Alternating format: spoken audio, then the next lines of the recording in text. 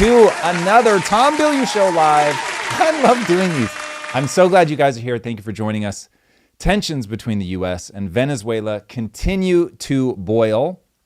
Putin says the European Union is trying to sabotage peace talks in the Russia-Ukraine conflict. As corruption allegations swirl, rumors are flying that Zelensky may be forced out of office in handcuffs. Trump has declared all Biden auto pen actions null and void. Trump has also put an immigration pause on a bunch of countries after the recent Capitol shooting. Rand Paul and Trump are working on a way for Americans to possibly get health care through Costco. Palantir is hiring high school grads who are skipping college. And Sam Altman has called a code red as Google and others are coming for that AI crown. Drew, welcome and good morning to you. Good morning, man. I'm excited. Wonderful to have you as always. Behind the camera, we've got G. We've got Eric. Gentlemen, how we doing? Eric's on the move here. Not sure what's going on. But it's like when you see the guys in the backfield like start running, you're like, wait a second. Was that it? So, Drew, the world refuses to chill out. It's getting crazy out here. We had talks over the break about bombers flying around the Caribbean. Trump shut down all the airspace. Somebody had an airspace map up. I'm going to pull it up where literally you see all the planes flying and avoiding Venezuela. Like, things are pretty much tension. I won't say we're kind of at the Cuban Missile Crisis where everybody was kind of in the boat staring at each other. I don't think we're like that close. But at the same time, we are pretty much on the border. We reopened bases in Puerto Rico. It seems like tensions are now rising in the Caribbean. Yes, for sure. When you draw the comparison to what happened with Cuba during Kennedy, that's where this suddenly looks a lot more chill. Mm-hmm. That was about the U.S. and Russia. So Russia rolls up, drops nuclear weapons into Cuba, which is literally a swim off the coast of Florida. So you can certainly understand how that becomes, quite literally the gravest threat the world has ever faced in terms of nuclear annihilation. Tensions running high. This is how you get the red phone between the U.S. and the Kremlin so that they always had a line so that it was like, hey, let's not let this go awry because we're talking through AIDS. Like, I want to make sure that you and I can get on the phone and say, like, for real, what's happening? What do you care about? Where do we stand? So absolutely fascinating moment in history. I don't think that's what's playing out here. I don't get any of those alarm bells going off. China has backed off. Iran has backed off. Russia's backed off. Everybody's leaving Maduro isolated on this. Now, what Trump's real game is, I don't know. Like, I really thought, oh, this is clean. This is about China. Do I think that China is a big part of this? 100%. Do I think that oil is a part of this? 100%. But do I also go, when Trump sends out the Truth Social that he did about the Dominion voting machines? Yeah. And I was like, okay, wait, hold on. What? Like, this was a part of the puzzle that I did not see coming. And this is where, like, listen, being on camera and talking about this stuff, you always know there's something about this that I don't know. I'm very much on the outside looking in. Especially me, like a lot of these guys are, they're connected to Washington, D.C. I'm very much not. So for me, it's trying to parse what makes sense from a geopolitical standpoint. If you look at all the pieces on the board, like trying to put yourself in a position of, okay, I know what people are trying to do in terms of the power they want to gain or access to resources or whatever. And so what do I think all this plays out as? But something like that came out of left field for me. And some of the accusations are wild. Now, this is early days. We'll see what comes out. But there are people out there saying that they've been doing Dominion machine manipulation since the 2008 election of Obama. And that this is like a much broader, longer lasting problem than we know. Again, will that all end up being bullshit? And I don't even know how in use the Dominion machines were back then. So anyway, that'll play out in the fullness of time. But it's interesting because Trump has retweeted it. Obviously, I give it's taking up some of his mind share that Maduro has been involved in trying to manipulate U.S. politics, presumably for a very long time. Trump obviously has beef with the 2020 election. And so it felt like a big finger pointing to this guy. Basically, if you're going to mess with me, and I think that is the right way to read Trump, this is not an America thing Yeah. in this particular instance. If you're going to mess with me, I'm 100% going to put the full might of the U.S. military behind me, and I'm not afraid to flex. It's interesting. So, okay, period. That's that. Yeah. Now, new idea. One of the things about Trump that I find so interesting is that he really is a strong man. He is not somebody who is posturing as like a guy that bluffs. This is part of what makes him erratic, part of what makes him dangerous, part of what makes him a problem. It's also part of how you get everybody else in the world to calm down. When you have somebody that is willing to create chaos, is willing to throw 100% tariff here, 200% tariff there, send all of our most devastating military equipment into the Caribbean, and if it ends up being over a voting machine, I mean, it will just all be wild. This is somebody who has just enough, he creates just enough uncertainty in the minds of the people that he's negotiating with. And because he has the U.S. economy behind him, because he has the U.S. military behind him, you have to take that seriously. And in interviewing Laffer from the Laffer Curve fame, thank you, by the way, for getting that guest. I loved that interview. He was the best. Yeah, he was awesome. It was a lot of fun. And I was a little surprised how much he and I were arguing, but it was fun, all in good faith. Wonderful, wonderful exchange. But anyway, while I was researching him, his sense of like part of Trump's strategy is the chaos. And in the chaos, he creates openings and then he exploits those openings. I don't necessarily need people to believe that Trump is brilliant enough to create chaos in a known way, but that he is comfortable with chaos and then looking for, okay, what openings does this create for me? It is interesting. I'm not saying that I love it. I'm not saying I'm clapping for it. I am saying I'm watching with absolute utter fascination as somebody who recognizes the way that he moves as like a CEO, not like a president. And so I recognize how when you're interfacing with certainly competitive companies, and if you're able to create instability, especially if they're trying to copy you, if they're trying to be counterpunchers to you, and you make it impossible for them to figure out where you're going next, that's what it feels like he's doing. So I'll be very interested to see how this stuff plays out. I mean, some of it is nail biting because obviously I don't want to see troops deployed. I don't want to see us firing shots. But at the same time, we are it's not a power vacuum, but we're in a period where the world can sense our weakness, and that emboldens people to go on the attack or whatever. I think Putin invading Ukraine is a perfect example of this. Under Biden, we were at our regional weakest. I don't know that it's the weakest we've ever been, but it was certainly a regional peak in weakness. And you saw how different things happened, whether it was what happened in Israel, what happened in the Ukraine. I actually don't think those things would have happened with Trump because he is aggressive. He is unpredictable. He does have so much might behind him, and he's willing to use it.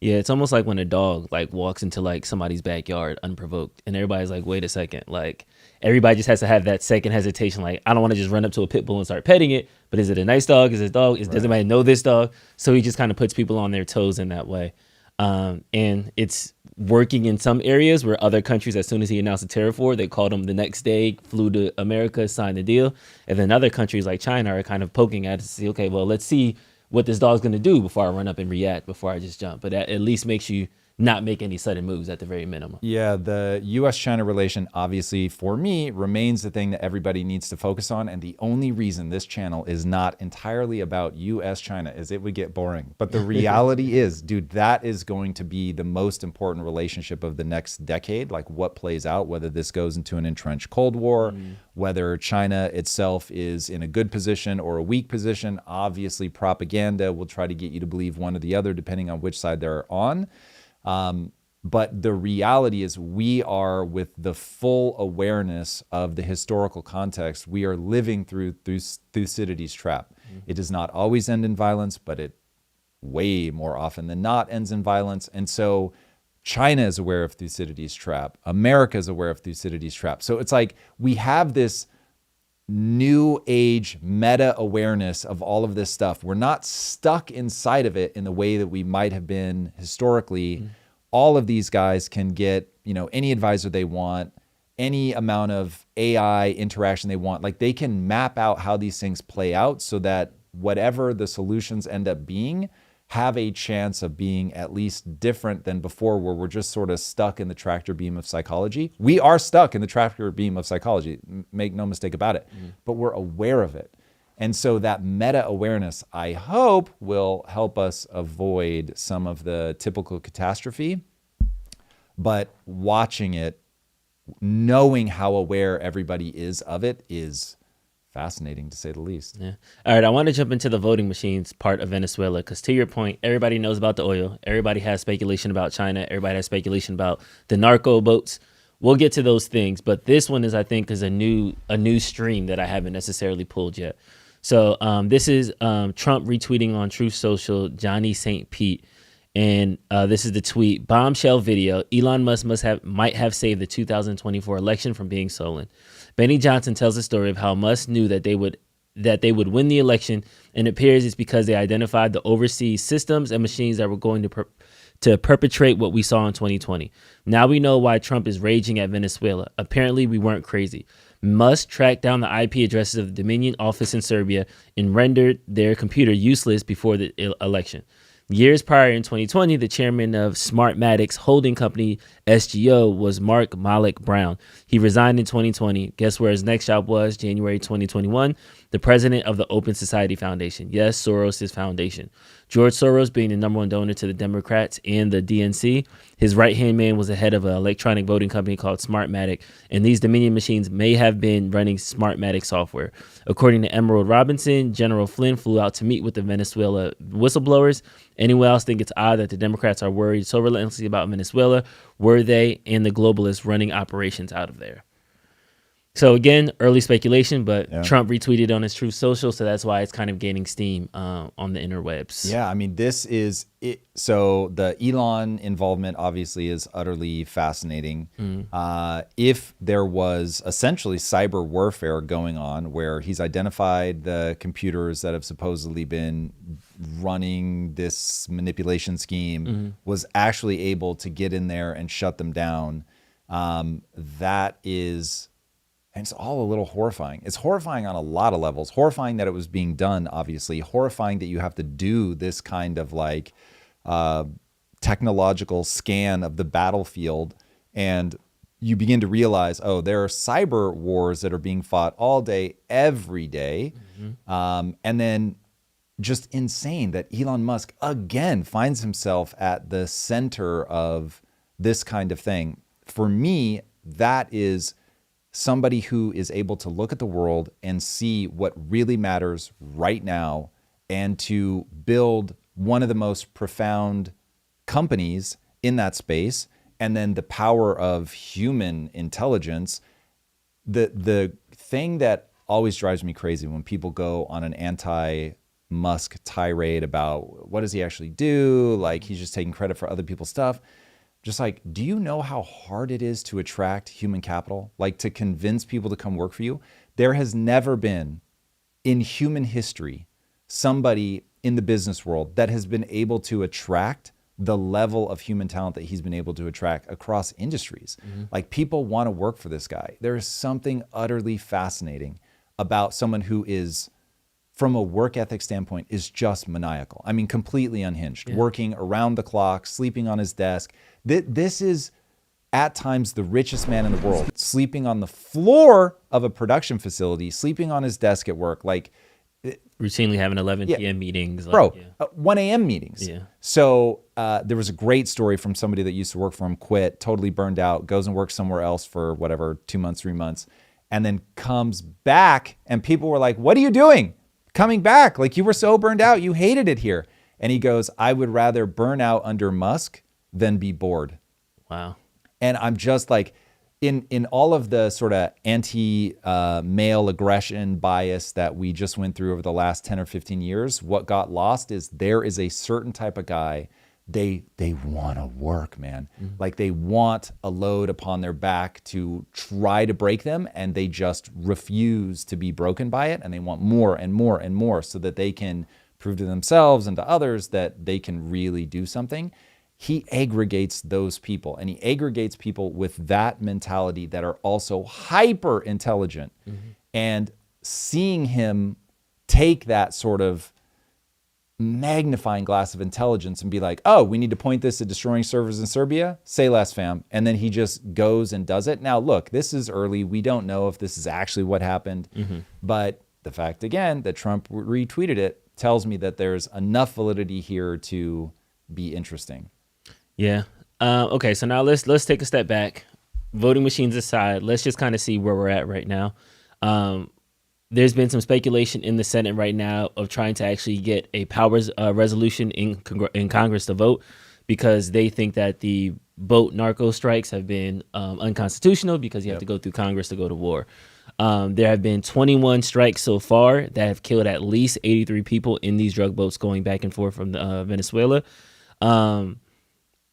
As it states, Pete Hegseth has come under scrutiny lately because of the double strike that has happened recently. So there was a video that allegedly one of the narco boats was striked. They blew up the boat, but then there were some survivors in the water, and they sent another bomb to just kind of wipe it out completely. Yeah. This is him talking about that during the cabinet meeting yesterday. That again? Or do you end the problem directly by taking a lethal, kinetic approach? And that's the way President Trump has authorized the War Department to look at these cartels. And I wish everybody could be in the room watching our professionals like Mitch Bradley, Admiral Mitch Bradley, and others at JSOC and SOCOM and other commanders. The deliberative process, the detail, the rigorous, the intel, the legal, the evidence-based way that we're able to, with sources and methods that we can't reveal here, that make sure that every one of those drug boats is tied to a designated terrorist organization. We know who's on it, what they're doing, what they're carrying. All these white bales are not Christmas gifts from Santa. This is drugs running on four-motor fast boats or submarines that we've also struck. No one's fishing on a submarine. And I have empowered them to make that call. Now, the first couple of strikes, as any leader would want, you want to own that responsibility. So I said, I'm going to be the one to make the call after getting all the information and make sure it's the right strike. That was September 2nd. There's a lot of intelligence that goes into that, building that case and understanding that, a lot of people providing information. I watched that first strike live. As you can imagine, at the Department of War, we got a lot of things to do. So I didn't stick around for the hour and 2 hours, whatever, where all the sensitive site exploitation digitally occurs. So I moved on to my next meeting. A couple of hours later, I learned that commander had made which he had the complete authority to do, and by the way, Admiral Bradley made the correct decision to ultimately sink the boat and eliminate the threat. He sunk the boat. So that's the one where he had the authority to do that. And then last one, then I'll tee it up to you, is Maduro has responded saying, I say clearly to the world, the United States is planning to plunder Venezuelan oil.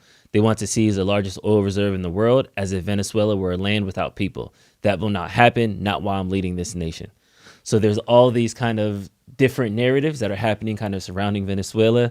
I know when it comes to immigration, sometimes you got to be fast and, you got to be fast and swift and kind of come back later and apologize. For those, you got to cut quick and then maybe come back and rehire people. When it comes to international relationships, do you think we're approaching this Venezuela situation with all that swirling kind of up in the ether? Okay, well, so you've put two things on the table. One, you've got the boat strikes. Yeah. And then two, you've got Maduro.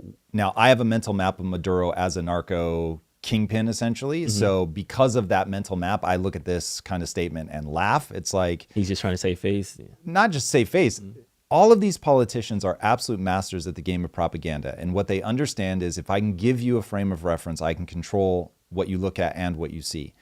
And God, one of the great missions of my life, I'm not even sure how to say this out loud, but I have realized how my own life, the quality of it has changed entirely by manipulating my own frame of reference. So my own ability to change the lens through which I view the world changes everything about the internal quality of my life. When I see other people struggle, my whole thing is trying to get them to change the internal frame of reference they have built for themselves, because simply changing the lens through which you view the world, nothing changed in the outside world, but the lens through which you view the world changes and everything about it changes. Maduro is trying to do that, but I would say it's a negative effect. So he's trying to reach inside of people's minds. Putin is doing the same thing. Trump is doing the same thing. Politicians want to control your frame of reference. And so from the near infinite number of options that there are in terms of how to parse the world, they try to, boom, instantly narrow you down to one choice in their ideal world, or certainly a small handful of choices. And once they can trap you inside of a frame of reference, they've got you. So he's trying to get everybody to see him, oh, I'm a leader who's just standing up for my people. Like, this is wild. And so when I see that, I'm like, oh my God, I know that that's going to sway a distressingly large number of people who will see that line and be like, yeah, of course. Well, any good leader, that's exactly what they would say.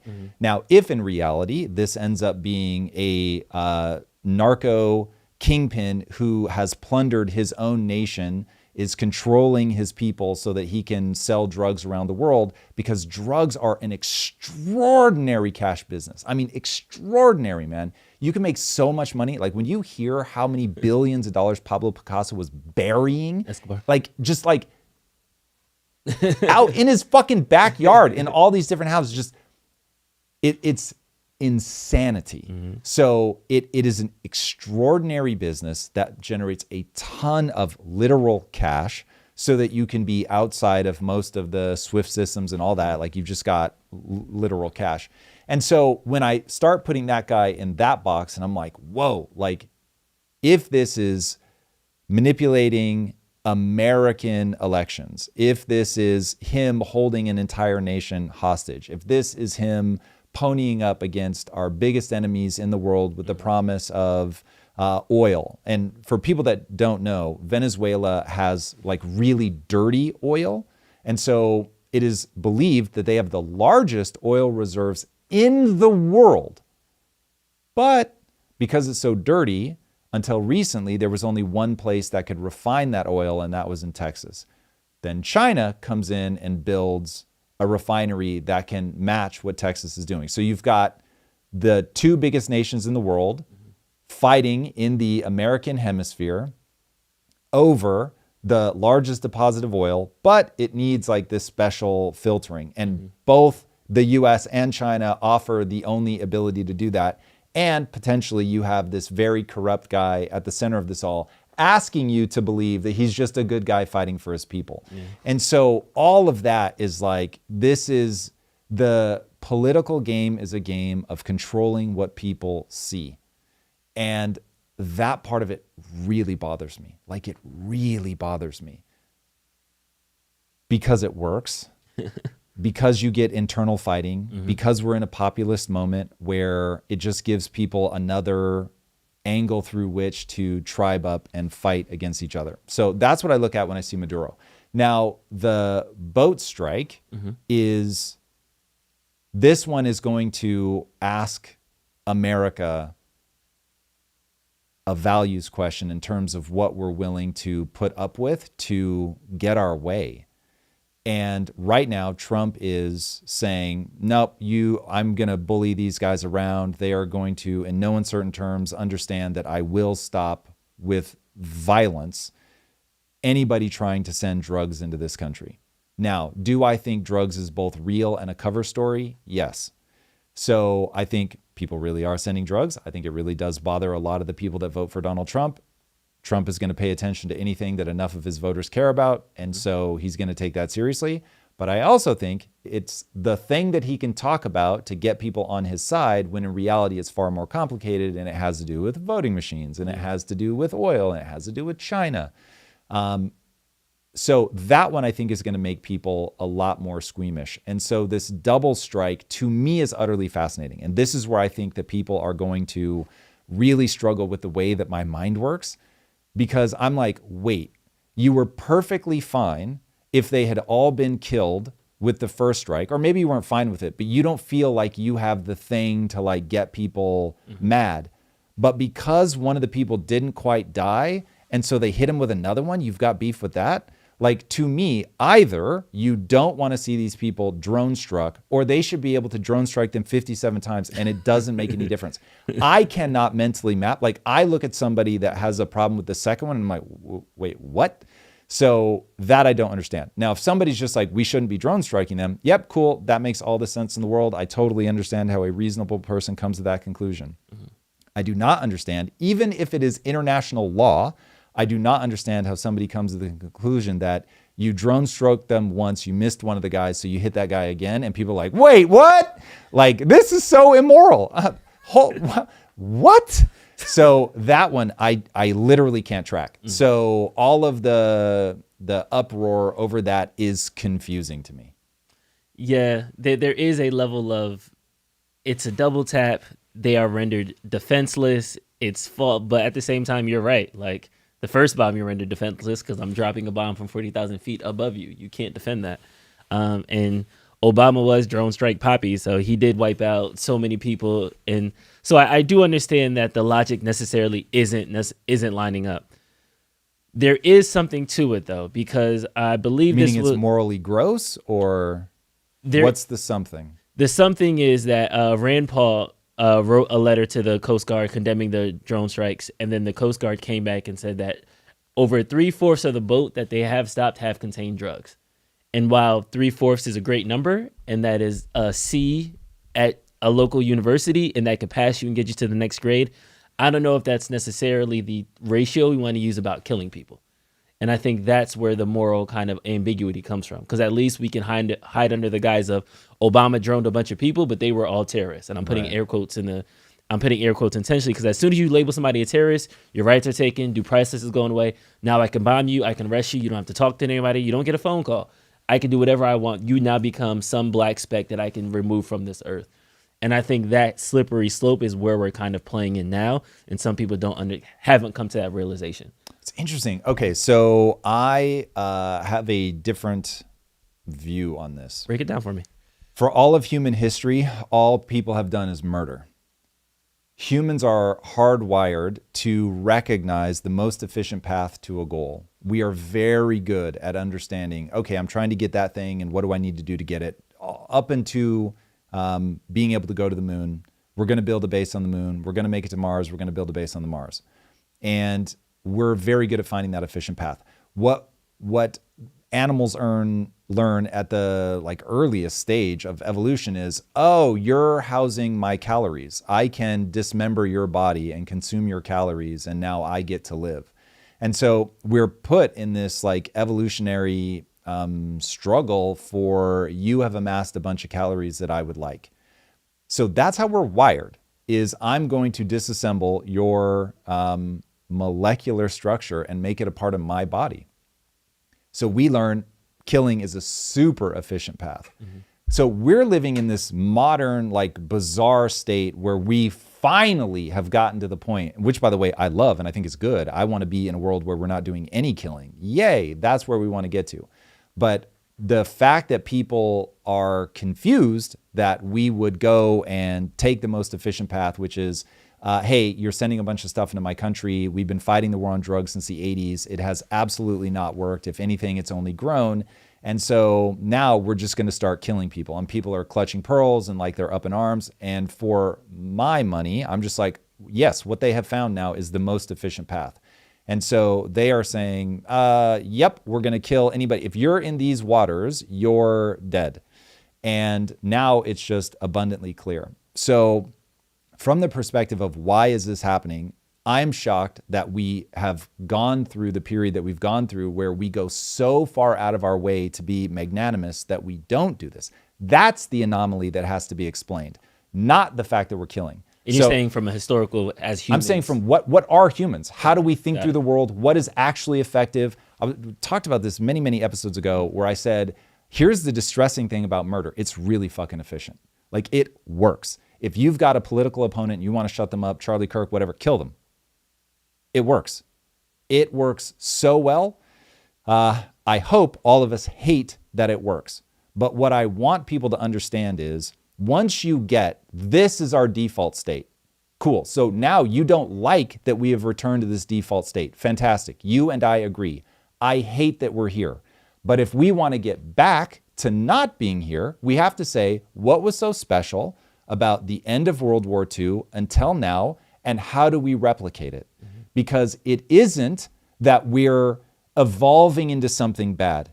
It is that we created a bubble of prosperity and kindness, at least to the people in the West, because this certainly was not globally true. But we created this bubble of prosperity for people in the West. And for the last 30 or 40 years, we have been actively dismantling it.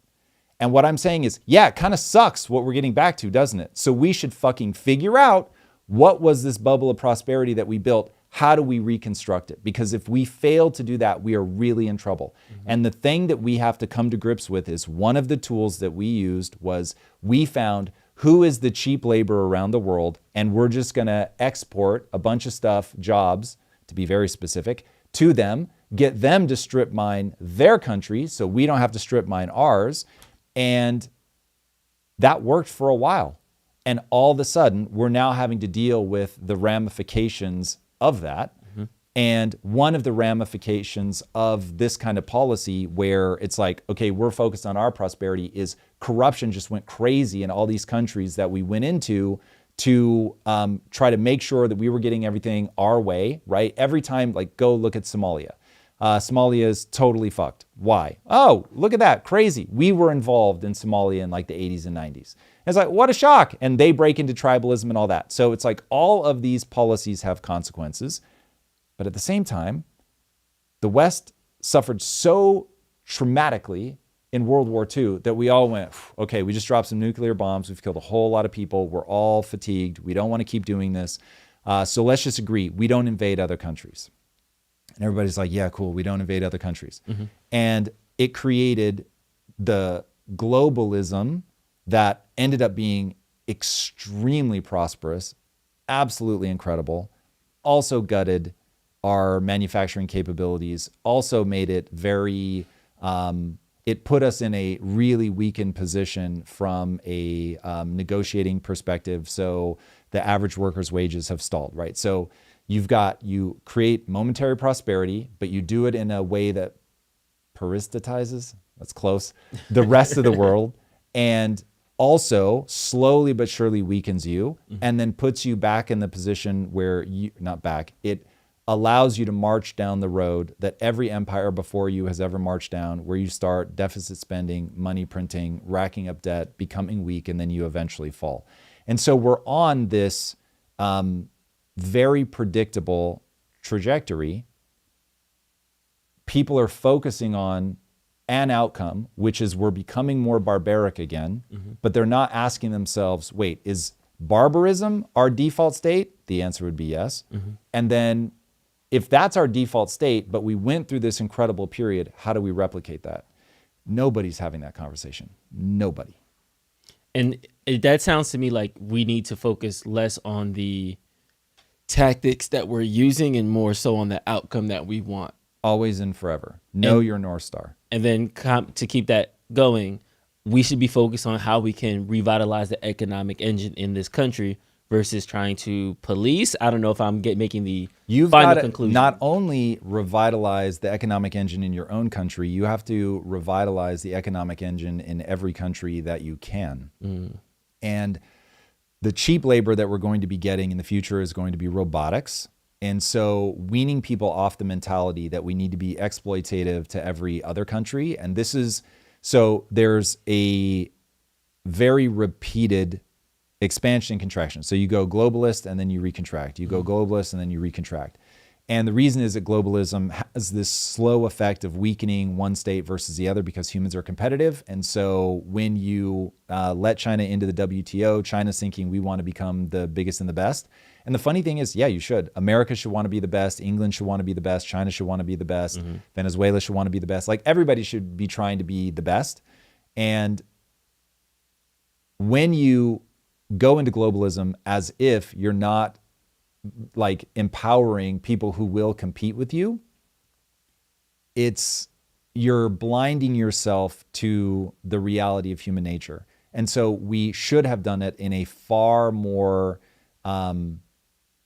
precise, delicate, protected way where you go, okay, there's certain things that we always need to manufacture here in America. Like the whole idea of competitive advantage. If somebody says that to you, I will forgive you if in your mind you're fantasizing about headbutting them and just watching the bridge of their nose shatter and blood fly everywhere, because that is a fucking moron who does not understand human nature. They understand competitive advantage, and it is great at driving costs down.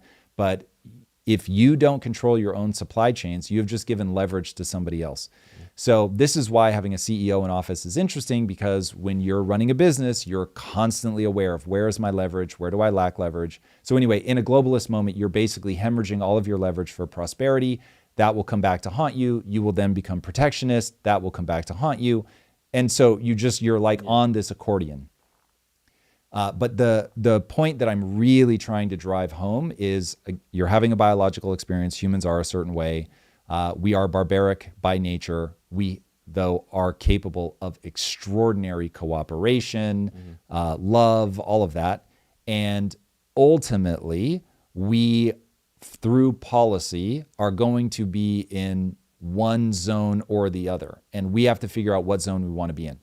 Now, in the moment that we find ourselves, does Trump need to flash the barbarism so that we can get back to something more stable? Maybe, but that's a whole nother fractal. Yeah, but I mean, that reminds me of his tariff exercise. Like, I need to shock the world economically to get better deals so that way I then can become cooperative again. Yes, that's probably best read as I have to create chaos. I have to let people know that I'm dangerous. So take poker. If you always bluff, then people know. If you never bluff, then it's pointless. You have to sometimes bluff and sometimes actually have the real cards. And when you are very deft at both, then it works. And so, for instance, in poker, part of the way that you'll draw somebody in to get a bigger pot is you will do the things that make other people think that you're bluffing, but you really have the good cards. And if no one ever thinks you bluff and you start playing really aggressively, then they're going to back off because they're like, yeah, this person doesn't bluff. Or if you're just a terrible poker player and you start, doing big stuff, people just go, he doesn't know what he's doing. And so I'm, watching the odds. Odds are that he has nothing. And so they'll smash you that way because they know they can draw you in and get to the point where you've got nothing left to do. Like you've got to show your cards and that's game over. So Trump wants to be just erratic enough that people are like, oh, he'll actually do it. Like even if he wants this to be a bluff, he'll see it all the way through when he realizes that I'm not backing down. So it might actually be in my best interest to back down. This is exactly what happened with China. So Trump is being unhinged. China's like, this is really stupid of him. This is a very caustic weapon that he's wielding in terms of the tariffs. It's going to hurt him as much as it's going to hurt us. But they pushed him all the way, and so he did it. And then it's like, oh, okay, well, yeah, this is bad for both of us. And so then you get to not a final compromise by any means, because China is not somebody you trifle with. But yes, Trump needs people to know, even when it isn't in my short-term interest, I will do it. Yeah. I want to go back to what you said earlier about once we kind of, after World War II, we all agreed that, hey, we're not going to invade other countries. I feel like going to Russia now, they had a different takeaway from that. Russia. No, they didn't. So here's... I don't know if you want to show this first, but to set this up, Russia didn't have a different takeaway. Nobody has a different takeaway. Every country right now wants to be the king. There's a great show out called Death by Lightning. I know I've talked about it before, but it's about the assassination of President Garfield. And it's very interesting how he comes to power. He goes to the delegation, I guess it was the Republican National Convention, and they're going to decide who's going to be the nominee for president. And he's there specifically to speak on behalf of somebody else who's running for president. And so he gets up and he gives this incredible speech, and people switch and they start voting for him. So he's there trying to speak for somebody else, but his speech is so good that people are like, forget all these other guys. We actually want him. And there's one of the guys on the Republican committee comes up to him and is like, okay, this is how we're going to get you to win. And he's like, wait, hold on. You haven't even asked me if I want this. And he goes, everybody wants this. And it's like, that's the right way to think about Estonia. They're going to tell you, no, we're good. Estonia. If they felt like they could, all of a sudden, they would want to lead the world. Russia. Yeah, I'm quiet for now because we're in a weakened position. But the second I see that the chessboard is different, I'm going to go for it. And look, personalities definitely differ. And so not every country is going to act in exactly the same way. But I have 2 Pomeranians. And one of them, when she senses weakness in the other, she'll attack her. It's so wild. So one of our Pomeranians, the sweeter of the 2, she does what people call a reverse cough, where she's like snorting. When she starts doing that, my other dog will go bite her. It's crazy. And so I'm like, wait, your sister is like having, a hard time and you attack her? So that's Putin. If you're in a stable posture, Europe, things are going well, Ukraine, if you're strong, if America is telling me that I better calm down, yeah, no worries. All's well. The second I'm like, oh, there's nobody that can stop me, I'm now going to push forward with what I want. And if you assume every nation will expand until it runs into sufficient external force to stop them or internal pressure to stop them because you've violated their value system, you will understand the world. And if you don't know that about the world, you're going to be routinely confused. So Mexico, super weak position during the 1800s. I forget what year this happened exactly. Mid 1800s, I believe. Maybe a little earlier. And we had Polk, President Polk, who said, I'm only going to run for one term and I'm going to unite this landmass. And he did it. And he went in and was like, yep, Mexico won't be able to stop us. And so even at the time, people were mortified that he was doing it. But he was like, I can. Yeah. And so now from sea to shining sea, baby, this is America. If Canada was like, yeah, we'd like to be the 51st state, they would have become the 51st state. So that is the right way to map the world. And that's part of the tragedy. Yeah. I definitely want to cue up this clip now from President Putin, who says Europe is the reason they're sabotaging the peace deal. He speaks obviously in Russian, so I'm going to give you guys my patented translations. This was in Moscow yesterday. They are on the side of war, speaking about Europe. Even when they try to supposedly introduce some changes to Trump's proposal, we see clearly what they are doing. All these changes are aimed at one thing: to completely block the entire peace process. By putting forward demands, they are absolutely unacceptable for Russia. They understand this. By doing so, they then intend to blame Russia for the collapse of this peace process. That is their goal. We see this clearly.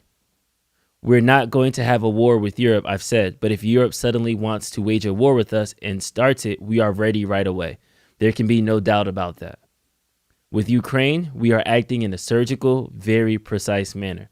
This is not a war in the direct modern sense of the word. Isn't it? No, if Europe suddenly decides to wage a war with us and starts it, a situation may quickly arise in which there will be no one left for us to negotiate with. That's spicy talk. I don't know. I feel like that's very spicy talk. That's not getting enough attention, but it's direct. I watch Professor Jing's YouTube page, Predictive History.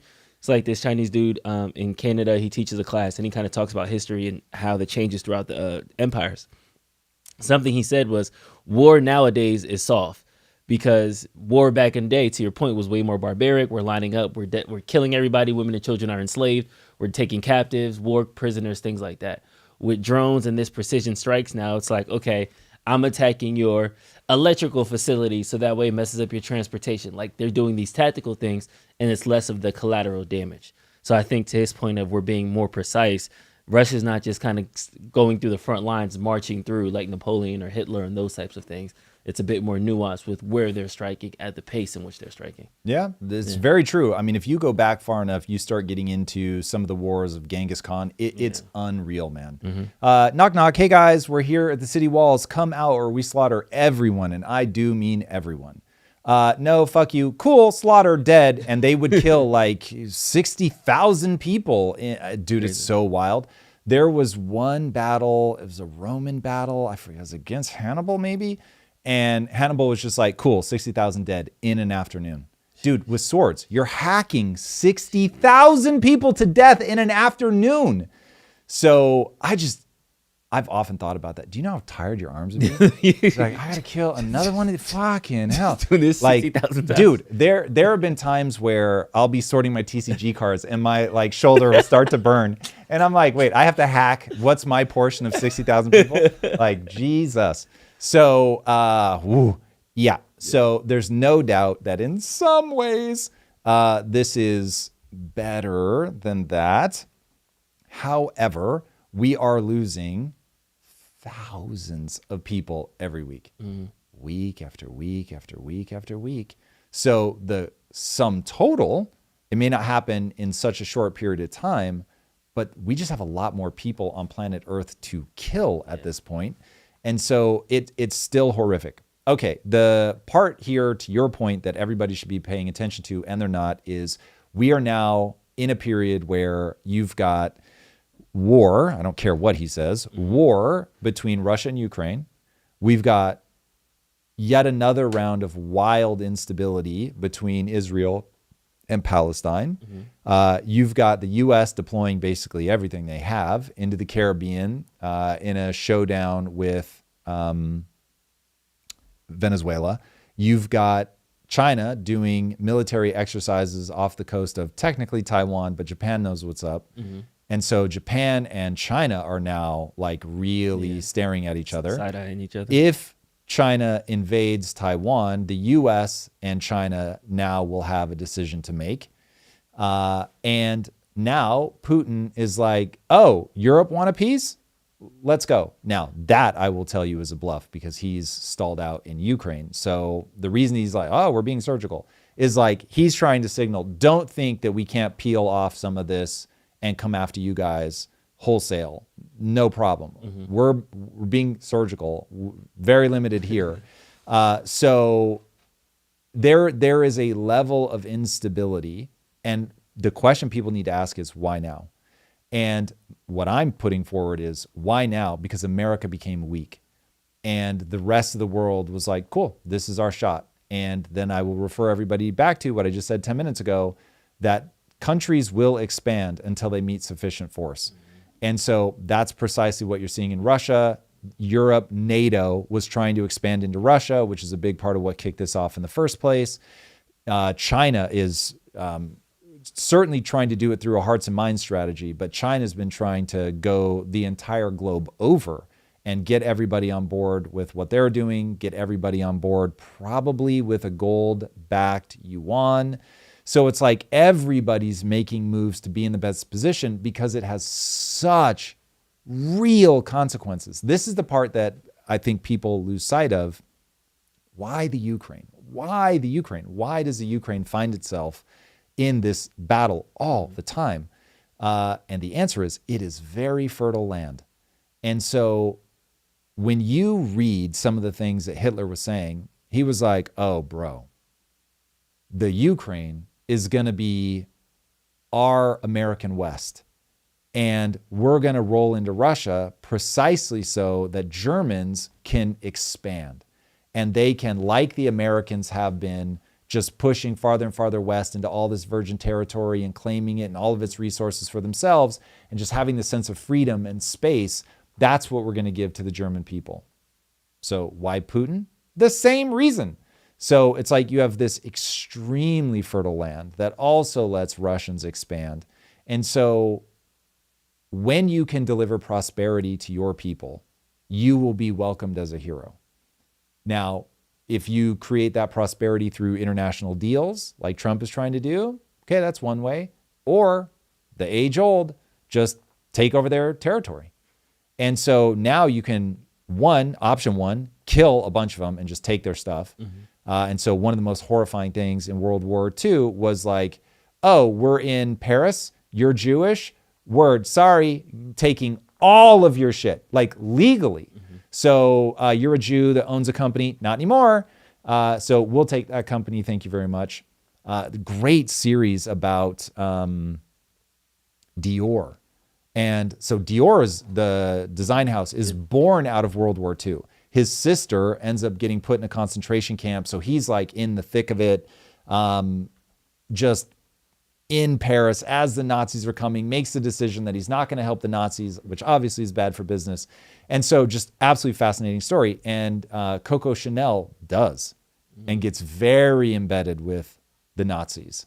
And then how at first that's very good for her. And then it all circles back around on her. But you just see how companies and houses and property were taken away. And it's like, that's a lot of wealth if you can confiscate it. So that's playbook number one. Playbook number two is you come in and, hey, like, we're just glad to welcome you into the Russian Federation. Welcome. We love you guys all. But you are going to do things our way now. We are going to be having you ship a lot of that wheat or whatever into mainland Russia. So we're witnessing a rebirth of the world's oldest story. Knock, knock, give me all your shit. Yeah, ipso facto on that. This is also on the news that Ukrainian MP, which is like the deputy district of Ukraine, Artem Dmytruk, has just dropped a political bombshell on his Telegram channel. If you can throw this up, he's saying that Zelensky has been ordered to leave the presidency within days. He says Zelensky may refuse to comply. He's expected to stall for time and invent excuses. If he resists, he may be forced out in handcuffs. Now, this was kind of almost, I guess, the equivalent of like a like the impeachment vote that we have kind of on the U.S., where the body has said we might need new ownership, we might need new leadership, but it's not necessarily he needs to get rode out of the White House, that it's not anything lasting. So there's still conflicting reports on whether Zelensky is actually going to do this or not. We haven't actually got a confirmed source for this just yet. Is this the right time, though, to have turnover in the middle of a war with peace talks finally seeming like they're coming close to ending and then Putin kind of going on the offensive? Is this the time now to kind of change regimes? How do you feel about the timing? It's a re-roll, and there's always high risk in that, because if you got somebody better that was a military genius, that is has more respect of the men that are fighting for him, yeah, you'd be in a much better position. But if it just creates instability, a power vacuum, and somebody comes in that doesn't know what's going on, has to be brought up to speed, may not have learned all of the lessons that he's already learned through being through all this, doesn't have the diplomatic ties, et cetera, it could be an absolute catastrophe. And so this is why typically countries will have some sort of pause of like, hey, let's not do that re-roll. This person was elected for a reason. They happen to be the one that is in the middle of this. Let this play out. And then when this is all said and done, then we can deal with it. And that probably is the right move, that you're just better off, whatever weaknesses they have, you're better off holding steady. But politics is a vicious game. And if there are people that want you out, they're going to do whatever they need to do to get you out. We see that playing out in U.S. politics as readily as we see it playing out anywhere else. So, yeah, I mean, this is one of the reasons why I'm like, I don't understand why people want to go into politics. Everyone is your enemy. There is only like short-term alliances when you both want the same thing. But the second you don't both want the same thing, dude, people will turn on you instantaneously. And that is not a good feeling. I don't like that. I would hate that. Yeah. I feel like that is a signal to Putin. Like, as soon as you have elections, if elections are over at 7 o'clock, I'm sending a bomb at 7:02. Like, I feel like, matter of fact, I'm sending a bomb at 5:55, so that way it messes up the election process, and now everybody's confused and they don't know who. Like, I feel like that just invites chaos and more. Of course. Like, this is why if they can kill the leader, they most certainly will. This is why when Israel is going after people, they're not targeting low-level grunts. They're targeting like, oh, this is the head of Hamas. This is the head of Hezbollah. It's like, then, we've at least got a shot that you get a bad role, that leader was great man of history kind of guy. And now that he's gone, like, you're just in a worse off position. And this is why one of the stories that they tell so often is, I forget the guy's name, that was one of the major architects behind October 7th. They had treated him, I think, for cancer. He was in prison in Israel, and they saved his life and then ultimately sent him back. And then he ended up like being one of the brains behind the operation. And so they're like, was that the right play? It was certainly the right thing to do from a humanitarian standpoint in that moment. But if there really are some people that are just better at doing this thing, better at rallying people behind them, better at strategy, planning, etc., then going back to my initial thing, that killing people is very efficient. Should we have done that? It's one of those hindsight's 2020. Yeah. So you're caught where it's like, yeah, I want to be a good person. I want to do the right thing. But there are potential consequences to this. Yeah. Because there's a story, I'm pretty sure this is a real story and it's not apocryphal, that Hitler came stumbling upon a soldier on the Allied side. I think he was American, maybe British. Anyway, they come face to face. And Hitler's basically like, I've already been wounded, like, come on, let's just chill. And so the guy doesn't shoot him and lets him walk away. And it's like, was it the right thing in the moment? Feels right. But he ends up being Hitler. So it's like, that's tough. Yeah, and I think that's a little bit ironic because now you have all these, would you take a time travel machine to go murder baby Hitler? Yeah. That person didn't even murder grown up Hitler. So yeah. There's some shocking number of soldiers, and I mean shocking. It's something like 70% of soldiers, when faced with the enemy, won't pull the trigger. That's crazy to me. But yeah, supposedly true. Oh, interesting. All right, let's jump back over to Trump in America. Now that we did international, these are the people that aren't coming into the country anymore. Trump is planning a pause on asylum and immigration, full stop, from these certain countries after the attack on the Capitol. To the U.S. I think a long time. Can you give any We kind don't of want time? them. What's We a don't long want those time? people. We have enough problems. We don't want those people. Is there a list of... Well, I guess we gave you 19, right? And it's probably more than that. They're And then this is the list of the 19 countries. We have Cuba, Haiti, Sierra Leone, Venezuela, Republic of the Congo, Equatorial Guinea, Equatorial Guinea, shout out to G for that. Togo, Chad, Libya, Iran, Turkmenistan, Afghanistan, Laos, Eritrea, Yemen, Somalia, Sudan, Burundi, and Burma. I feel like this is the same thing he did in 2016, but it was the Muslim ban then. Now it's a immigration pause here. So I feel like this is not something mind-blowing. We've seen this playbook before, but yeah, I'm not sure. To me, this is extremely logical, that you have to be extraordinarily careful with your immigration policy, full stop, period, end of story, through all time. This is exactly how you weaken your own nation from within, is you bring people that do not assimilate. We for sure want to collect the best and brightest people from around the world, but you want them to be the best and the brightest. You don't want them to be just come one, come all. The come one, come all strategy can work if you're America in like, obviously this is before we were a country, but like in the 1600s where it was like, you're probably going to die. But if you make it, we know that you are good. That works. Or in the early days when the government was like 3% of GDP, when we didn't have entitlements, certainly not anything like what we have now. And so it was like, well, you're not going to be sucking on the teat because there's no teat to suck on. So you're going to figure out a way to contribute, or you're most likely just going to go back to your country. And we don't do that anymore. Now it's like we've got gigantor teat for people to suckle upon. And we seem to call to people like with breast already hanging out, like, please, we welcome you. So yeah, it's like the Statue of Liberty has changed to that. Dress down, breast out, like light in the sky. And that attracts a very different kind of person.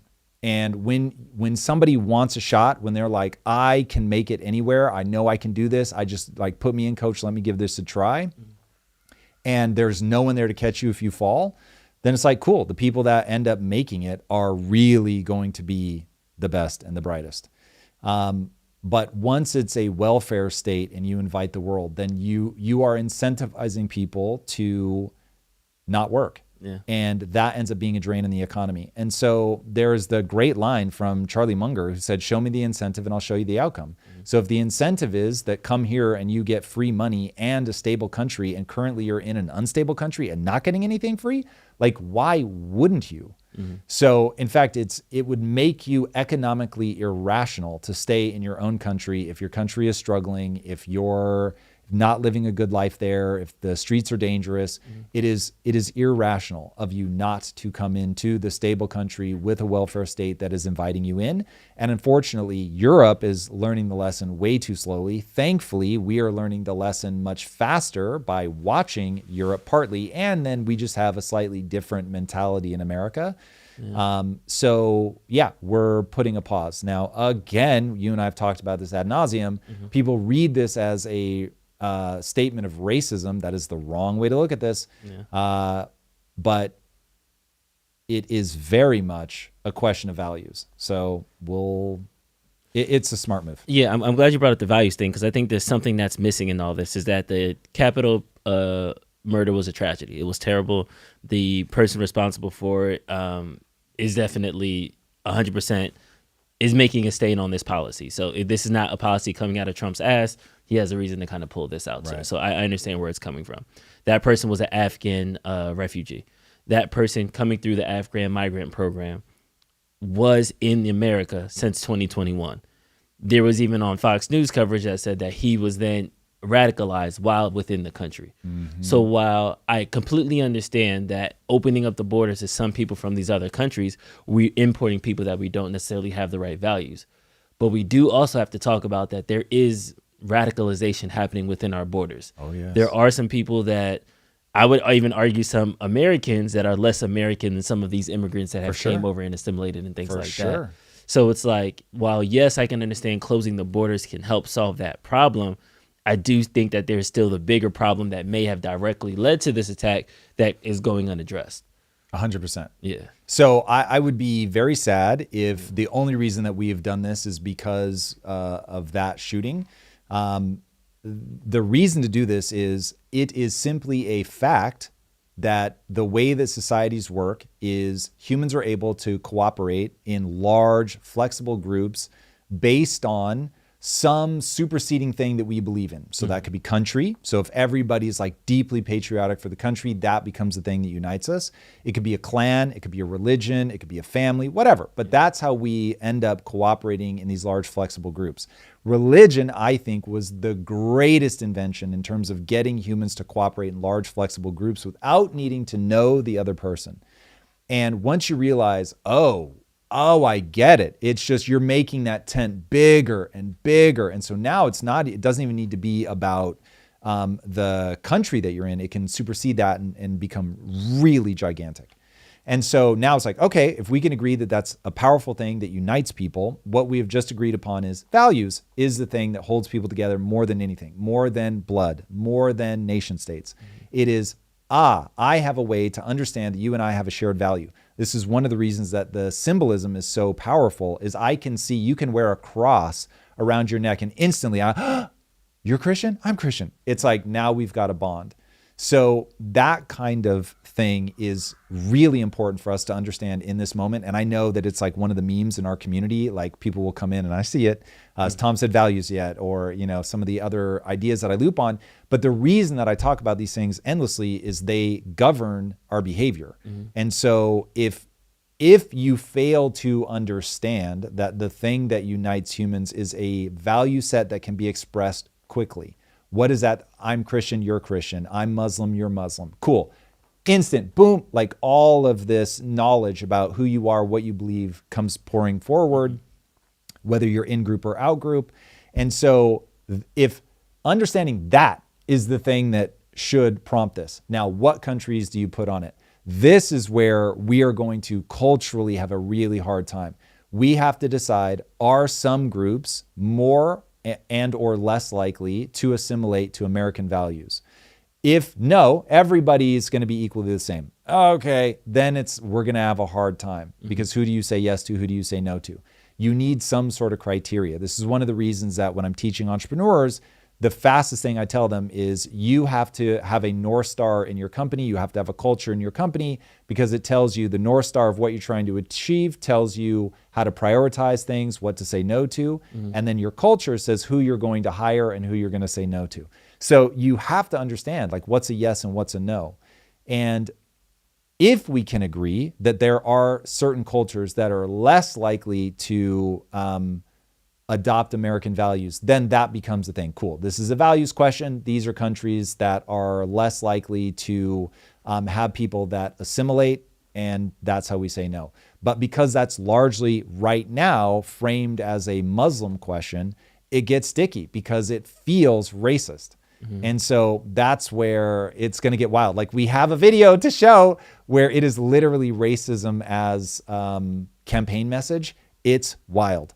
So this is going to make a lot of people very, very squeamish. Yeah, let's actually jump to that because I think I understand the sentiment behind it, and I understand the need to really take immigration seriously after we see what's going on in Minnesota, after we see what's going on in the UK.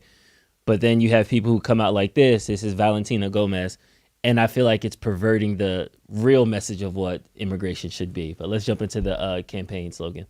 We may get flagged for the music, so I'm only going to play like the first like 20 seconds or something like that. That's Texas, I've officially filed to become your next congresswoman. So the choice is yours. Vote for me so we can kick every dirty Muslim out of Texas. Save your daughters from getting raped by Mohammed and protect our soldiers from getting murdered in broad daylight. Just that line right there, like dirty Muslims get raped by Muhammad. Like I'm like flabbergasted. Like I'm clutching my pearls. Like wait. Understandably so. Like you're not supposed to say it. Like so I get like you took the R word for me. I wanted to say it, but like something like I feel like I have to raise my hand on this. Like it feels. This is one to raise your hand on. Yeah. So this is how I feel listening to Nick Fuentes. By the way. Where I'm like, hey, this is a real problem. Immigration is real. The clash between Christianity and Islam in certain, call it sects of it, is very volatile. And we are going to have to contend with it, and pretending that it doesn't exist is a fool's errand. Shout out to Sam Harris, who has spent 20 plus years taken a lot of heat for just calling out like, hey, there's a reason that you get violent extremists coming out of Islam. So, and again, Sam is also very careful to say particular sects and all of that, but nonetheless is a very real thing. And if we're not willing to confront it, then we're never going to be able to process through it. But it becomes it becomes just blatant, naked racism. And that's where I'm like, oh my God, like we are, we're going to distract ourselves from the real problem by getting into a debate about, but hold on, this is racism. This is racism. This is somebody who is mocking the name Muhammad, that is saying that they're all going to rape your daughter. And so now we're in a position where somebody simply being a Muslim becomes this, you're bad, which just isn't true. That would be like in the 1400s, you saying you're Christian, therefore you are bad. It's like, yeah, there are plenty over here raping and pillaging. They are bad. They are here to take all of your shit. But that doesn't mean that anybody who's a Christian or anybody that has a Christian name is bad. And so when I hear Nick Fuentes talk, that's exactly what I feel. Like this is somebody who's just embraced, like they've been told they can't think about certain things, they can't talk about certain things. And so they reject it so aggressively. They want to push back the Overton window so far. Like the things that he said when he called Vance a race traitor and he married, I don't know how bad the word JEET is. It sounds pretty bad. But when he said that, I just don't need a clip of me around the internet. That I was like, yo, that's when I realized, oh shit, like this guy actually is racist. Like yes, he's also talking about important issues, but ooh, buddy, like we've gone all the way into what I will consider mismapping the problem. And so it's like, here's how I view this. This is how I view Nick Fuentes. Your daughter's having a slumber party. and you go downstairs and they're just making so much noise. And you go downstairs and you realize, oh my God, they've been drinking. This is wild. Like, now, not all of them have been drinking, and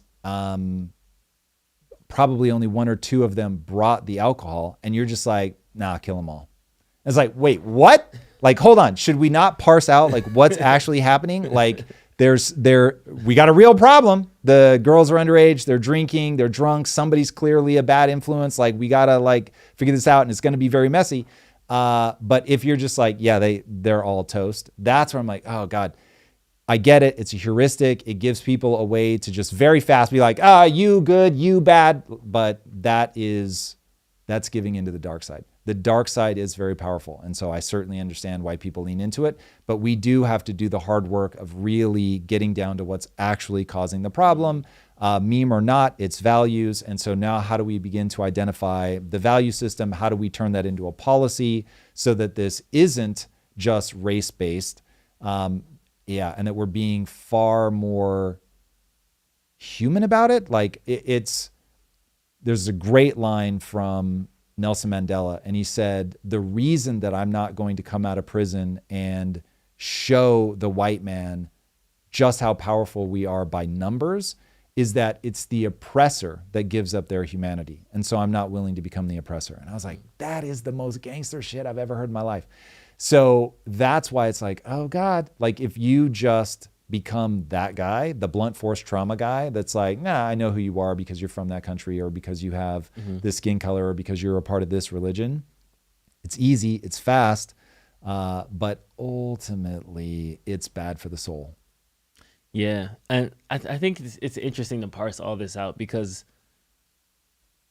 I don't know where the line is. And I'm not talking about racism. Obviously, I know where the line is on there. But it's certain things where it's like, we have Trump who, during his cabinet meeting, was talking about, Somalis are terrible. This is a terrible place. Their country's a shithole. All these other things, right? And then somebody takes that and then moves it just a little bit to the right. What is it, the Overton window? And then is like, yeah, like, and Islam is bad too. And we need to hate that. We need no Muslims in the country. And then we go a little bit to the right, and then Valentina Gomez says, yeah, and Muhammad's gonna rape your kid. And it's like you start to nod and you stop nodding, like, wait a second, wait, what? Yeah. Like, and you catch yourself kind of feeling like you're on the wrong side of the fence. Is this just not, I feel like this is not a unique problem. I feel like we've been dealing with this for long enough that we should realize whether it's history, is America just soft now? I don't know how we get through this with both making sure America is going on a prosperous direction, making sure that our borders shouldn't be wide open. I think everybody can acknowledge that now at this point. But at the same time, not saying brown man bad, white country good. Like, because I feel like there's also white terrorists. There's also white, like, it's not just everybody with brown skin is bad. Not everybody from Muslim countries is bad. So it's like that human malice. Yeah. I'll take it even differently than that. In-group, out-group bias is ubiquitous. Every human has it. Every race, color, creed, doesn't matter. We have an algorithm running in our brain, rightly so, from a historical context that says you survive by recognizing who's friend and who's foe. So we're always going to have that. But the way that I think about this is, think of it as the different boxes of crayons. And you've got everything from like the 468 crayons in a box down to like you get a black crayon. And you've got some people that are just like, they're like a woman with a fourth photoreceptor. They see colors that we don't. They're choosing between chartreuse and blush rose and, shit like that. And you're like, what the fuck? Like, those look the same to me. And so you're probably wasting a lot of time up in that many crayon boxes, just too much confusion. The average person's dealing with the 64 crayons. And so it's like, we need to get to the 64 crayons, but we don't want to simplify so much that we're down and you've only got one color. And so you're just like, good, bad, good, bad, good, bad. So I really think this unfortunately boils down to intellect. So intelligence and bandwidth is probably the 64 crayon box way to think about this. So what do I mean by that? What I mean is that take the average person in terms of intelligence, half of the world is dumber than them. Okay. So it gets pretty dire at some point. And they there is a cutoff, and I don't know where that is. Maybe I'm on the wrong side of it. But there is a cutoff somewhere where people, they cannot parse through the information. They have so few crayons. They just have so few crayons. There's only so many pictures that they can color and make them look good. And we have to simplify enough that we capture a huge swath of humanity. And so to give you an idea, I intentionally write my deep dives at a 6th grade reading level. I write at a 6th grade reading level specifically because Americans have a 6th grade reading level. It's terrifying, but it's true. And so that's me going, okay, where am I? Like, I've got more crayons in my box than just the 64, but if the 64 is the 6th grade level, then that's all of my intellectual paintings are going to be done with my 64 crayons. Whether I have more or not doesn't matter. It's like I want to be understood by the widest audience possible. And so as we parse through this stuff, she's like a 4 crayon box, right? And that's why you don't feel good about it, because wait a second, you're talking about the right thing, but you've oversimplified the problem and you've dialed up the internet of it all, right? So saying things in a way that are kind of cool in a rap song where it's like you're trying to be provocative, but like, wait, this is real life and you're running for office and now you're terrifying me because of you're saying that to get attention, to cut through the noise, to be inflammatory, all of that. We know it when we see it. It's very entertaining, but at the same time makes you go from nodding your head to like, whoa, what did she just say? So I think of that as somebody that's, you've gone down the far too simplified area of this all. So if Sam Harris is the 468 crayon box, too erudite, way too nuanced, you're losing people. Like, how do we talk about this in a way that is as simple as it can be, but not simpler? And so I think what people are feeling when they hear somebody like that is they've oversimplified the issue so far, it's just no longer accurate. And as you get into it's no longer accurate, you also start tripping moral lines. And that's where it's like, if, for me anyway, and I think you and I share this, she's just outside of what I consider being a good human. And so it immediately hits poorly for me. Yeah. And I think that's the complicated nuance part, because I went down the Fuentes rabbit hole. Because when somebody was just like, Nick Fuentes is the face of white supremacy, I was like, a Mexican dude? Like, it's crazy. So then I was like, I need to kind of understand what's going on. And I've heard him say clips of like, yes, not all black people. Yes, not all Mexicans. Come on, guys. I'm like, catch up. You guys are being slow. I'm not saying it like that. So he can get to the level of, yes, not every person is this. But let me get back to my 4 crayons. Yeah. But then to your point, when he brings up JD Vance, he goes back to those kind of broad brushes. So it's kind of weird that you can kind of see people dial it down and then turn it up. So kind of what you just said, the internet of it all. I think sometimes we get lost in the bombasticness of it. There's no doubt the internet of it all is part of the problem. But I really, now listen, I'm not a Nick Fuentes scholar. And so more time with him, I may change some of my views. But the things that I've heard him talk about, like if you say the phrase race traitor in total serious, non-ironic, like you're outside of what I think is the right way to map it's humanity. A secret password. Yeah, I'm just like, what? So that's where I go, oh, okay, cool. You and I do not share values. Yeah. So that's one of those where he has a value set that like there's no hand waving away from where I'm sitting. And I don't think he would try to hand wave that away. I think that really means something to him. And I think, and if chat knows him better than me, please by all means speak up. But I have a feeling it goes something like this. Tom, I'm not saying that white people are better. I'm just saying that white people need to protect whiteness. Black people need to protect blackness. Indian people need to protect Indianness. And so I don't see what the problem is. And that's where I'm like, well, let me lay it out for you. Here's what I see is the problem. Humans already have an in-group bias, and it causes us to be absolutely murderous. And the life vest, the life raft, the life ring thing that they throw into the water to save us from ourselves is religion. And religion shows us that we can have a signal for what our value set is. And in my opinion, the best religions are the ones that make you feel the most interconnected to humanity, to the world as a whole. And it makes you feel expansive. It makes you feel open and welcoming. but doesn't leave you vulnerable and naive. So when you are like me and you map that as like, that's an unmitigated good. And thank God that exists in the algorithm of the human mind. And so I'm going to push myself into that space. I want to spend my time there. I don't believe in God, but it's like, I need my own communion with that thing. And so whether that for me, for a long time, it was through Taoism. For me, I can constantly touch that through meditation. There's something called loving kindness meditation. So it's like all of these things make me feel like I'm stepping into a better part of my human trappings. And so when I see somebody who's like, oh, no, in this moment, Tom, there is extreme power in going back down into that animalistic aggression. This is me. You're fucking something else. Stay away from me. I'm going to rally my base. I'm going to protect this. It is the dark side.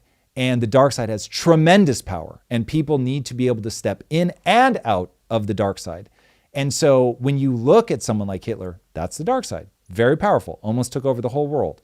So I get it. I get how useful it is. I get how you can galvanize people. And listen, if you know about the Treaty of Versailles and what happened to Germany, Hitler used that dark energy that this is us, that's them, they're stealing from us, we're not taking that anymore, we are going to rise up. Yo, man, he got them out from under the Treaty of Versailles with that energy. It's obviously useful, but it is a caustic tool. The more you use it, the more it hurts you. There is a reason that guy was a fucking amphetamine freak who was grinding his teeth and like, I mean, that's like some real Hitler shit. Like, you can look it up. I am not making that up. In fact, if anything, I wasn't doing the rocking and the grinding of teeth, which is what he was actually doing. So He was literally a tweaker. So that's not the place I want to be, right? So you have to be willing to say, I understand why it's happening. I get why Nick Fuentes has a huge audience. I get why for Nick, it feels very empowering to embrace that. And then I will also remind everybody, being a human is awesome. There is a gear where we feel more expansive, not naive, expansive, welcoming to those who will embrace those same values.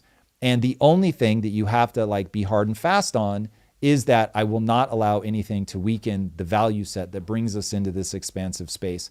And I'm such a Bruce Lee fan.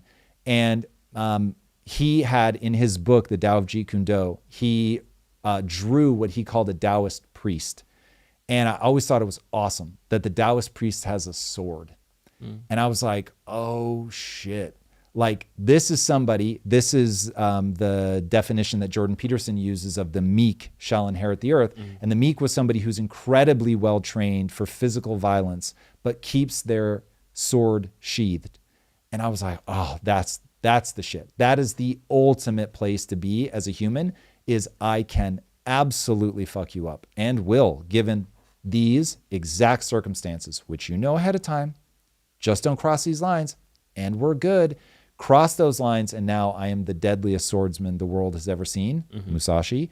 And that like resonates with me so fucking hard. Like people need to be, and this was my journey as an entrepreneur. I don't consider myself a physically tough person. I have certainly endurance, resilience, all of that, but I'm not the guy that's going to whoop a bunch of ass in a street fight. But in terms of coming up in business and realizing, oh, there's got to be a line where you're like, nope, nobody crosses that line. I get very aggressive. I'm very intense. I will push back. I will go on the attack if I have to. And so in business, learning that, you realize, oh, wow, there really is necessity and power in that. And I will credit a lot of my success to learning to be that, because I'm not that by nature. But learning to be that, to be strong, to be capable of at least intellectual violence is very important. But when you run around swinging your sword and that's all you do, now you've got a problem. Yeah.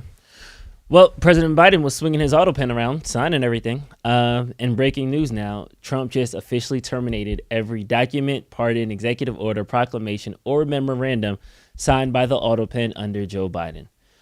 This is a quote: any and all documents, proclamations, executive orders, memorandums, or contracts signed by order of the new, infamous, and unauthorized auto pen within the administration of Joseph R. Biden Jr. are hereby null, void, and of no further force or effect.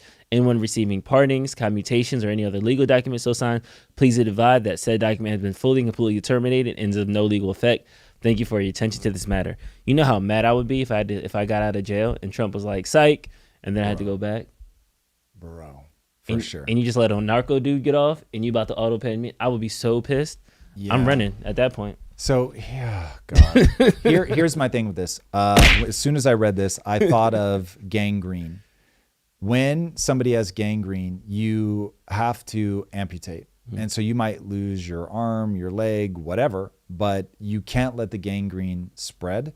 Now, the gangrene in this scenario is not the auto pen. It is not that people in government have done something bad. They most certainly have, and there will be plenty of crimes to find if you want to go after it. The gangrene is lawfare.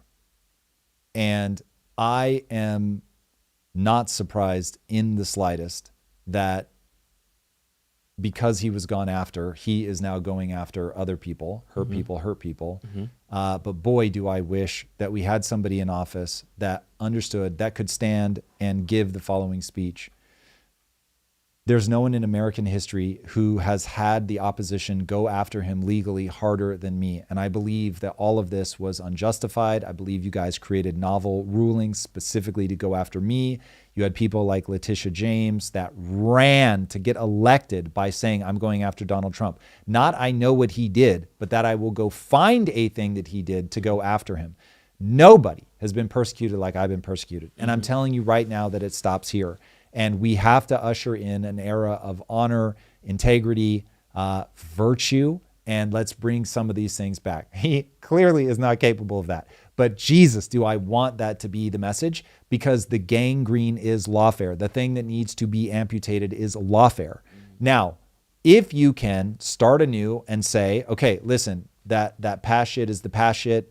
And I would talk endlessly about the fact that the people actually running the government during Biden's time referred to themselves as the Politburo, which is specifically a communist group that runs the government. So I'm like, dude, that one to me, we all know that I have I don't think it's weird, but I'm sure many people map it as a weird aversion to communism, socialism.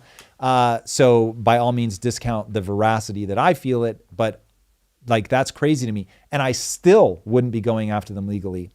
Now, you draw a line in the sand and you say, don't keep fucking around, because if you do something now, we're going to come after you, because we can't let this stuff stand. Yeah. And so now it's like, cool, moving forward, everybody understands that abide by the rules, abide by the law. This is a new era. We're not playing that game anymore. But what ends up happening, the thing that people ought to be absolutely terrified by, is this will make elections truly existential. Because now Trump is in a position where if a Republican does not win the presidency, they're going to go after him again. They're already talking about to troops, hey guys, just so you know, the statute of limitations is 5 years for following unlawful orders. And that's going to be long after, literally a quote, that will be long after Trump has left office. So what they're trying to communicate is the troops should be ignoring Trump because they will be prosecuted after. It's like, that one enrages me because of what it does to the entire nation. And yeah, that is just stupid. And people are locked in this mental battle where they are making elections existential, which will make people want to do everything they can to rig an election. So it's like, oh my God, it's so dumb. My daughter's in high school now, and I now hate high school. And I feel like I have never had so many back in my day, like stories and kids don't do this and you young folk and the hippity, like I'm becoming that person. And I never thought I would be that person. We are all always that person. Yeah, so I hear what you're saying, but you sound like a decent person walking up to the DNC, like, hey guys, let's be friends. Yeah. And they're like, what? No, he's a fascist. And then you go to the RNC, like, hey guys, let's stop suing everybody. What? You're a snowflake. Get out of here. Like, Yeah. you know what I mean? And I feel like, are you just yelling into the wind at this? Because I get what you're saying. Yep. And it sounds good. Yeah, oh, yeah. And I'm looking like, okay, maybe I'm looking at Trump's cabinet, like, no, he won't say it. He won't say it. He won't say it. He won't. Maybe RFK would say it. And then I look at the DNC like, nah, he won't say it. He won't say it. Maybe Pete Buttigieg might say it. Like, I'm looking at the 8th person in line of that might say this thing, and that's a might. So it's one of those things now where it's like, is this just we just gonna have to let them burn themselves on the oven, and Yes. then we'll yell at you? I Like, wrote a line about this in the upcoming deep dive, which is Nelson Mandela would never come to power today. George Washington would never come to power today. So I think, even though I do believe that the great man of history theory is real, that great men really are required to pull us in a direction, who we consider great changes era to era. This is a populist moment. So I'm never going to be popular the way that Nick Fuentes is popular, because I'm not willing to reduce the number of crayons that far. And my North Star is self-respect. And I have a set of values. And when I adhere to those values, I respect myself. When I deviate from those values, I lose respect for myself. And I hate the way that feels so much that I will only do the things that make me respect myself, no matter what that means financially, etc. So I'm never going to be popular in a moment like this where I have to pander. I have to give people back what they want. Now, some people may just authentically be there, and they're a product of their time. They feel those things. And so they're not necessarily pandering. They just really are that. And I'm really not that. And so to your point, yes, I even considered not writing that section because I was like, does this really matter? The reality is I am to some extent screaming into the wind. And thank you to every kind person that's ever left a comment on YouTube that says, Tom, trust me, I'm listening. People like me are listening. It means the world to me. And if I thought there were 0 people, then I really wouldn't do it. But nonetheless, I'm okay with that because I'm only going to say what I believe to be true. I'm only going to say things that make me look back and go, well, I at least tried everything I could to introduce these ideas to more people. So yes, in a populist moment, you get populist leaders that have far fewer crayons, that understand the power of anger, that understand simplified messages, that want to not only capture the rage that you already feel, but like really fan those flames and make it a much bigger inferno. So that is what it is. I have a super weird relationship with humans, and it goes something like this. We are automata, so we are swayed by ideas, but we are automata that run programming. And because we run programming, the only changes you can make are changes that we're programmed to accept. So you can nudge people a little bit, but for the most part, the only thing that pulls people out of these spirals is abject suffering, just brutality, war, death, mayhem, extended poverty, or optimism brought on by everything is going great. So when I look at that, I'm like, okay, maybe AI saves us. It's possible. It's not likely, given people's reaction. I think that the promise of AI will happen, but it will be first we will suffer. And so the bell that I think gets rung first will be the suffering bell. And history tells me there's virtually no way to avoid that. You might be able to elongate it, but ultimately the trajectory only changes when you have rapid, undeniable prosperity or massive pain and suffering. Yeah. I that saddens me though. And I think that's why I'm speechless now, because it's like, why do we have to learn that way? But I guess that's this. I mean, this is where I say you're arguing with God. Yeah. So whatever created us has saw that to be fit that we're like that. Yeah. Now, having said that, if I can tell you what I really think, okay, blind watchmaker, evolution, but we're in a simulation. And if we're not actually in a simulation, it works exactly like a simulation would work.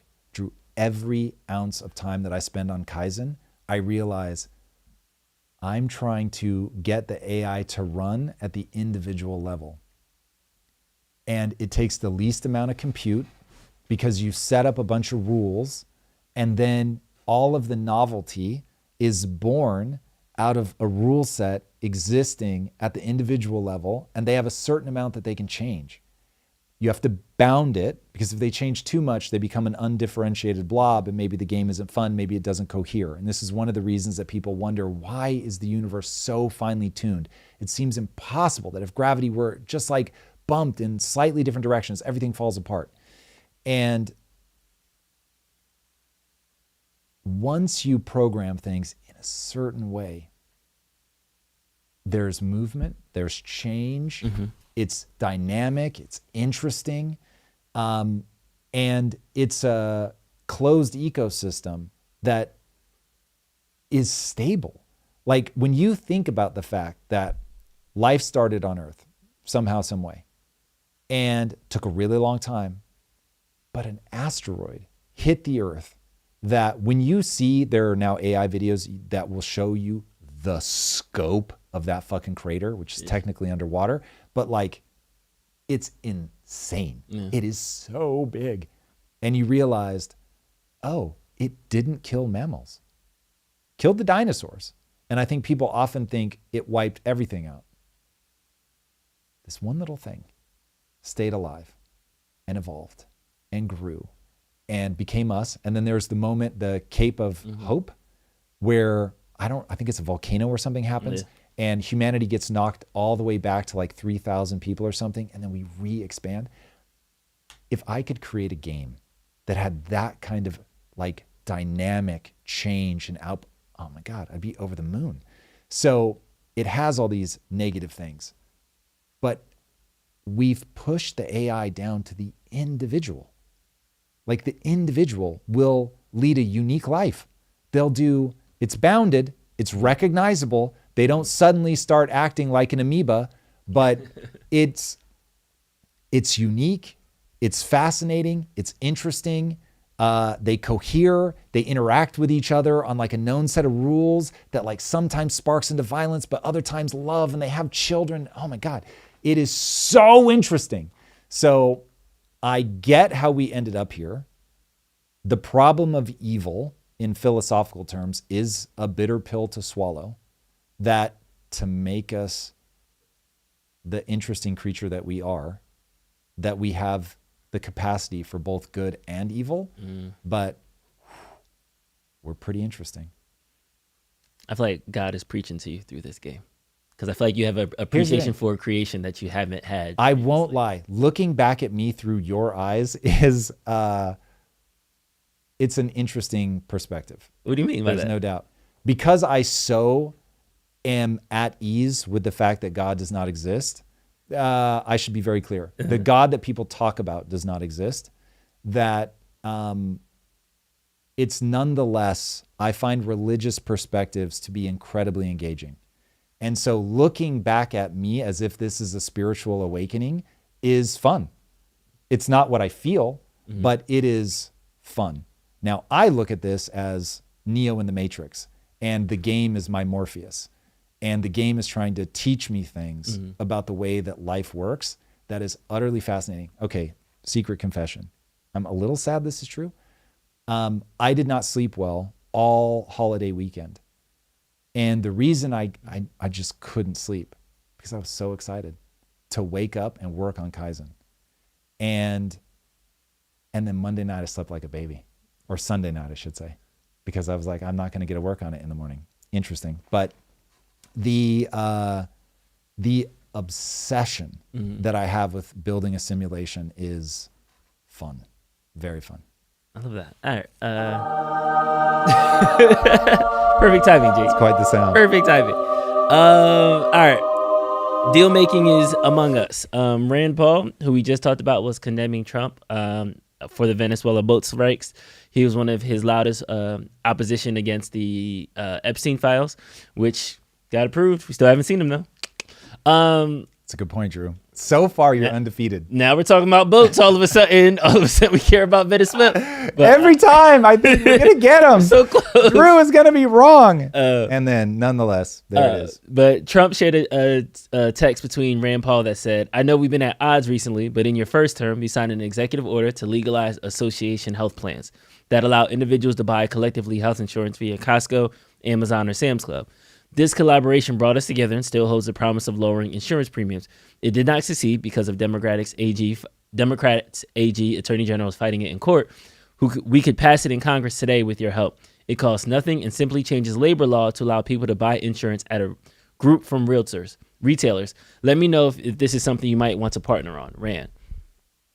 There is an insurance problem in America. Whether you love ACA, hate ACA, there is an insurance problem. I think now people are starting to throw ideas together. I know you haven't done the deep dive on this yet. I do think that this sounds good and this could be on the path of something more positive. What's your initial reaction when you kind of hear This is about awesome. Yeah. How have we allowed our government to remove competition from anything, let alone healthcare?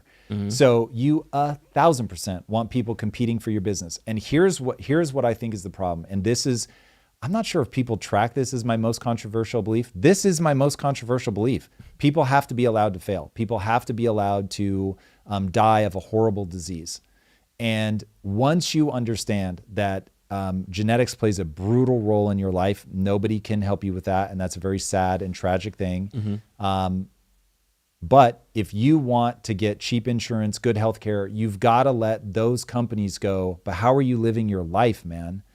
You've got to let them take your blood pressure, all of that, like do a physical on you, get some biometric data so that if you're living life clean and healthy and all of that, that your rates should be super low.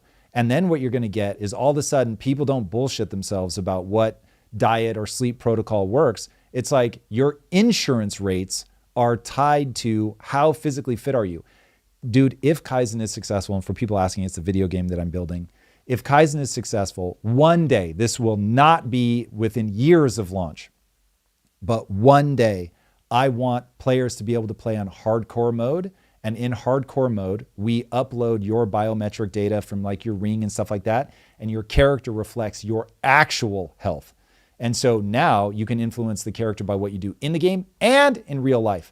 If you can gamify something like that, all of a sudden, like getting more sleep, reducing my stress, eating in a more healthy fashion is driving the cost down. Dude, now I'm not being fucking drugged down by all the people that are making terrible fucking life choices. And the people out there are not being drugged down by the choices I'm making. It's like, let me run this game. Let me see how well I can do and let me take advantage of that. The only way you're going to get there is if you let these healthcare companies compete.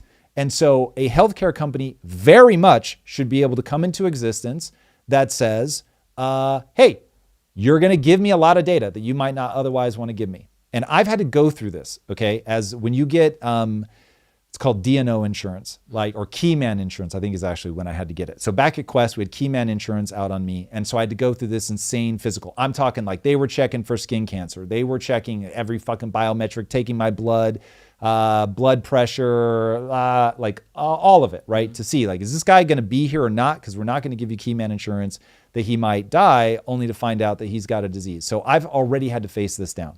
So whatever. But now, if I can go through all of that, I should have the option, and this company can come up and create these incredible plans for people that are in killer shape, and I can then drive my cost down and offer the same things to my employees. This is awesome. And not being tied just to your employer, which is fucking stupid. And I really believe all this like make the employer do it thing, that's resentment against entrepreneurs and is not logical in any way, shape, or form. Your retirement shouldn't be coming from your job, especially not now where people stay at a company for like 18 months. It's all fucking stupid. What they're doing now with kids and giving them the investment plan, I'm so excited about this. So this is awesome. More competition. You have to accept that for some people, it's going to be a rough ride. And if we want to do something where it's like, there are provisions for like, if somebody has a genetic disease that you can't like preclude them from that, cool. But if you've got type 2 diabetes, bro, that is not only is that controllable, that's controllable by what you don't do. So you don't even have to like go eat at Erewhon. You just have to not eat the horrible shit. And because I know so much about diet, no one is going to be able to convince me, but Tom, there are food deserts. I don't give a fuck. This is about what you don't eat. And so it is, you can not be a type 2 diabetic and poor as fuck. Of this, I assure you. So yeah, that argument is stupid. So, but people in America, this is why I say this is my most controversial belief. People in America are not ready to see other people fail and be like, oh, fuck, like that person is really having a bad time because they can't get their fucking diet together. Yeah, and I keep hearing conflicting things in the chat of like, well, other countries have figured it out. Why can't we figure it out? Things like that. I feel like an answer? I was about to say, I feel like we underestimate the 350 million people population because you keep comparing us to a country with 5 million white people. Like it's a. But you also are comparing us to small countries that don't give a fuck about being America. So America has a character. Remember, America was, ooh, I'm a guy in England. I'm a guy in Ireland. I'm a guy in wherever, China, Japan, insert country here, who feels tyrannized by my king, my emperor, whatever. And I would rather go to a place with an 80% kill rate than stay here because I'm going to be in the 20%. That's America, okay? Imagine the kind of person that attracts. Very disciplined, very hardcore, very what we would now say entrepreneurial. They believe that they're going to be able to figure it out. They are willing to face down death. Like it is, read about Theodore Roosevelt, who believed in basically Goggins type shit before there was a Goggins. And so Roosevelt grows up sickly and very weak. People used to make fun of him for being small. What's his response? He starts working out. Dude, working out, no one worked out in the 1800s. What are you even talking about? But this guy got tired of being sick. And so he ends up putting himself through like this physical misery because he's like, my body is not going to be the boss of me. No fucking way. That's America, man. And so we attracted people like that. And for 170, 180, 90 years-ish, that we celebrated that motherfucker. And then we started getting very prosperous, wanting to take care of more and more people, which I get and I love, but you have to look at the realities of what that does. Show me the incentives. I will show you the outcome. And so if we're willing to get back to America is hardcore, then yeah, we're going to be giving up some of the welfare statey stuff that you see in the Nordic countries, which is always what people are talking about. Remember, the Nordic countries are not only small, as you pointed out, not only homogenous, or at least they were, but they also tax the life out of everyone in the country. They do not care about innovation. They lag way behind America in innovation, way behind. They are never going to be a meaningful player on the international stage. And if you don't care about any of that, great. Go emigrate to a Nordic country. Get the fuck out of America, which is a totally different vibe. I do not want to see America become Europe. Europe is managed decline. Europe is, I know you used to do cool shit, but what have you done lately? That's Europe, okay? Europe is fucking falling apart. They have no identity. They are not hardcore at all. In my opinion, they are not interesting in the least. I want to see the people who are really trying to play. China is really here to play. I've got mad respect for China. Obviously, I want to see America return to her glory. The UAE is here to play. Like, they're not fucking around. So I want to be one of the countries that's here to play. And so you're going to give some things up. And the biggest thing you are going to have to give up, because it's the only way to balance the budgets, is entitlements. We're not getting around that. We're not getting around that. Social Security. Yup. Social Security, Medicaid, Medicare, all that. Yeah, do you think we're actually going to fix healthcare? I'm bizarrely encouraged by all the stuff that I see like that. So if Trump fears he won't get elected unless he makes life better for the middle class, then we really might, because he's going to have to make more money for them, which is going to be very hard. He's certainly attempting some of the right things. And he can either make them more money or reduce their costs, or both. And so this feels like him going, I'm trying to make them more money, but that's going to be very hard. So let me see if I can reduce meaningfully their costs. And so this is way more interesting to me than going, all right, we have a terrible health care system. It's very expensive because we're fucking morons. And we've created a situation where the drug companies are making money hand over fist. Look at their stock prices since Obamacare went into place. It is wild. So look at who's winning. The healthcare companies. That's bad. So instead of going, we're just going to keep giving them more money. This is so crazy. It's so dumb. It's so economically illiterate. Instead of doing that, we're going to introduce competition, and I, Trump, am going to start negotiating the way that Europe negotiates, which is as one block, and we're going to like get these motherfuckers to give us the best price. Yeah, I'm here for that. Yeah. All right. Jumping over into this. Palantir thinks college might be a waste, so it's hiring high school grads. This is very interesting to me, and I'm, like I said, I have a high school, and now I'm currently dealing with it. My daughter, I love her to death. She doesn't want to be a anthropopic surgeon. She doesn't want to be a forensic accountant. She doesn't want to be a biomedical engineer. I feel like she doesn't need to go to college. And I'm like starting to kind of really not necessarily push that on her, but at the same time, it's like, okay, she's obnoxiously good at makeup at a young age. That doesn't make sense. Like she does her like mom's makeup, she does her aunt's makeup, and she's 14. So it's one of those things where it's like, well, you can make a side hustle from that, make a makeup brand. So I'm already like, okay, we could get you make some content around it. You could get a TikTok check, or you could have your own clients and you can build up and you can make a makeup studio. So it's like, we can do all these things that will make you have a sustainable living for yourself that you won't need to have to pay $140,000 a year for. But I do feel like I'm so indoctrinated on college is 13th grade that you have to go to college. But I feel like maybe the tides are turning on that. What's your kind of gut check on that? If she can go to college without taking on debt, send her to college. And then if she doesn't like it, she can bounce. If she has to take on debt to go to college, it's a mistake. So, I mean, look, quantity of debt, of course, matters. If she's taking on $1,000 a year, whatever, not a big deal. But yeah, if she's going to go even with double digits in debt, it's probably a bad idea. And so with Palantir now saying that they're recruiting... I didn't mean double digits. I mean 10K or more. Palantir now saying they're recruiting high school grads, skipping the whole internship. You have to get a fellowship, thing like that. Dude, Peter Thiel has been encouraging people to do this for a long time. I don't know for how long, but like 10 years. Wow. He's offered a grant.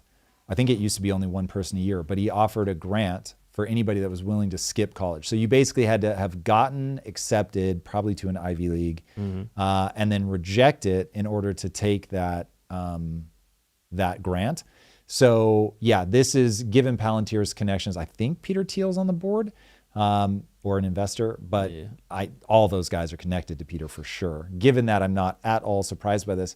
And yeah, I mean, listen, dude, did Leonardo da Vinci go to college? No, he did not. What did he do? He worked with another artist. And so we used to do these apprenticeships and Benjamin Franklin, same thing, apprentice. Like if I had to do it all over again, I would have been so much better off being an apprentice. Oh my God. Now knowing how I learn, that would have been way better for me. Way, way, way better for me. But with those individual situations, I understand that for those specific people, it was better. And, I went to school for engineering. I'm not using my engineering degree, so I get that.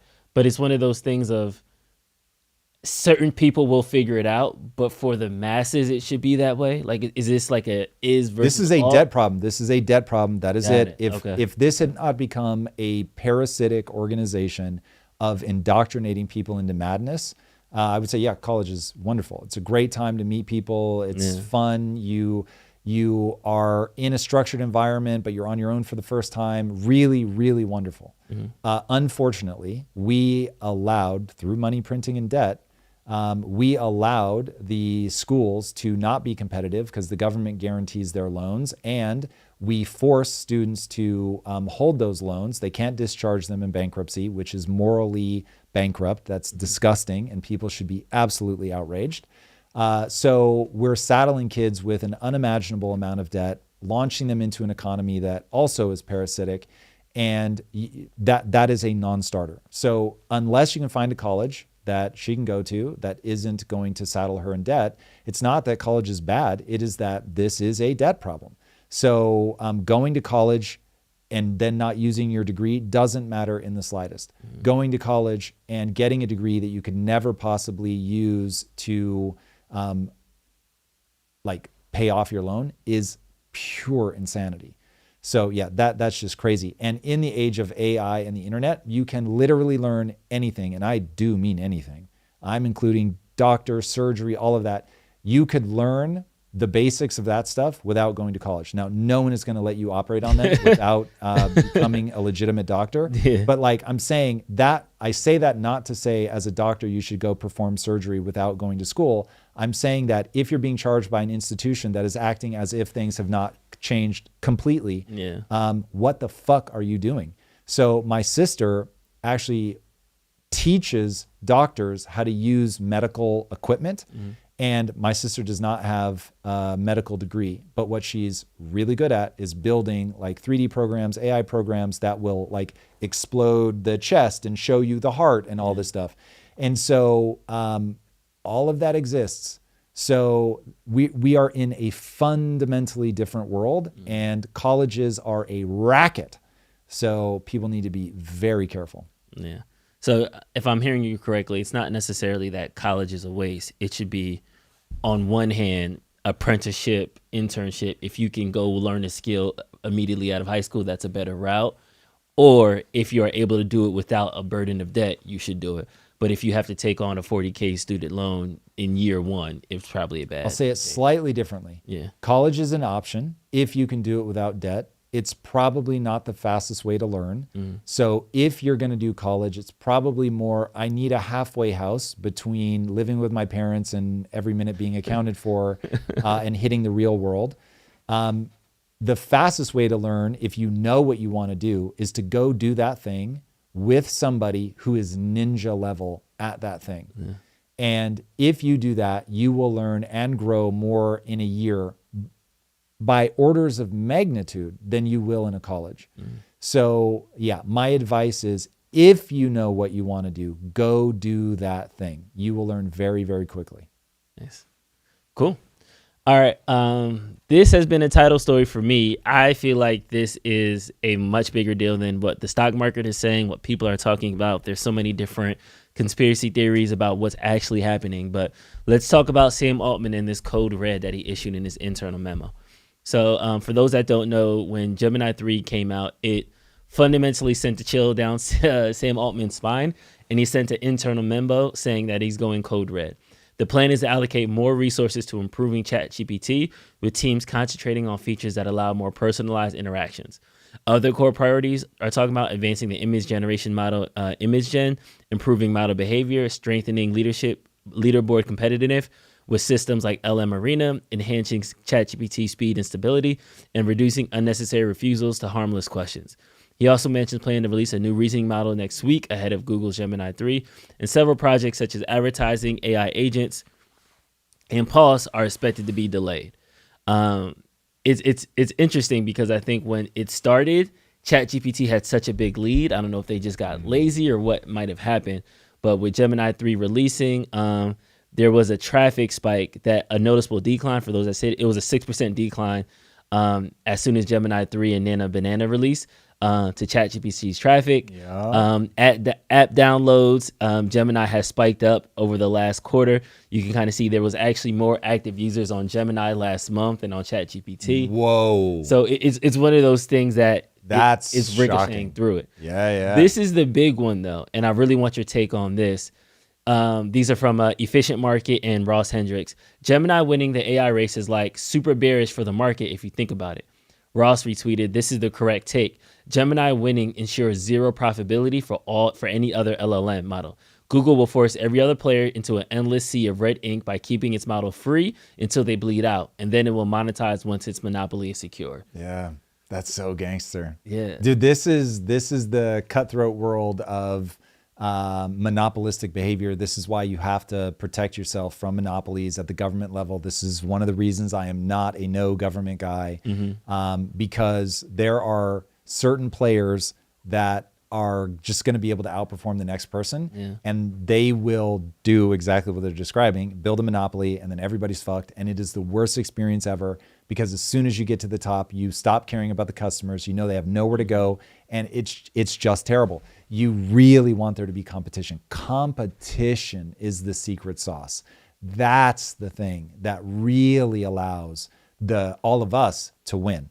So the government coming in and saying, we're going to make sure that we create an environment where there's going to be competition is exactly how you want things set up.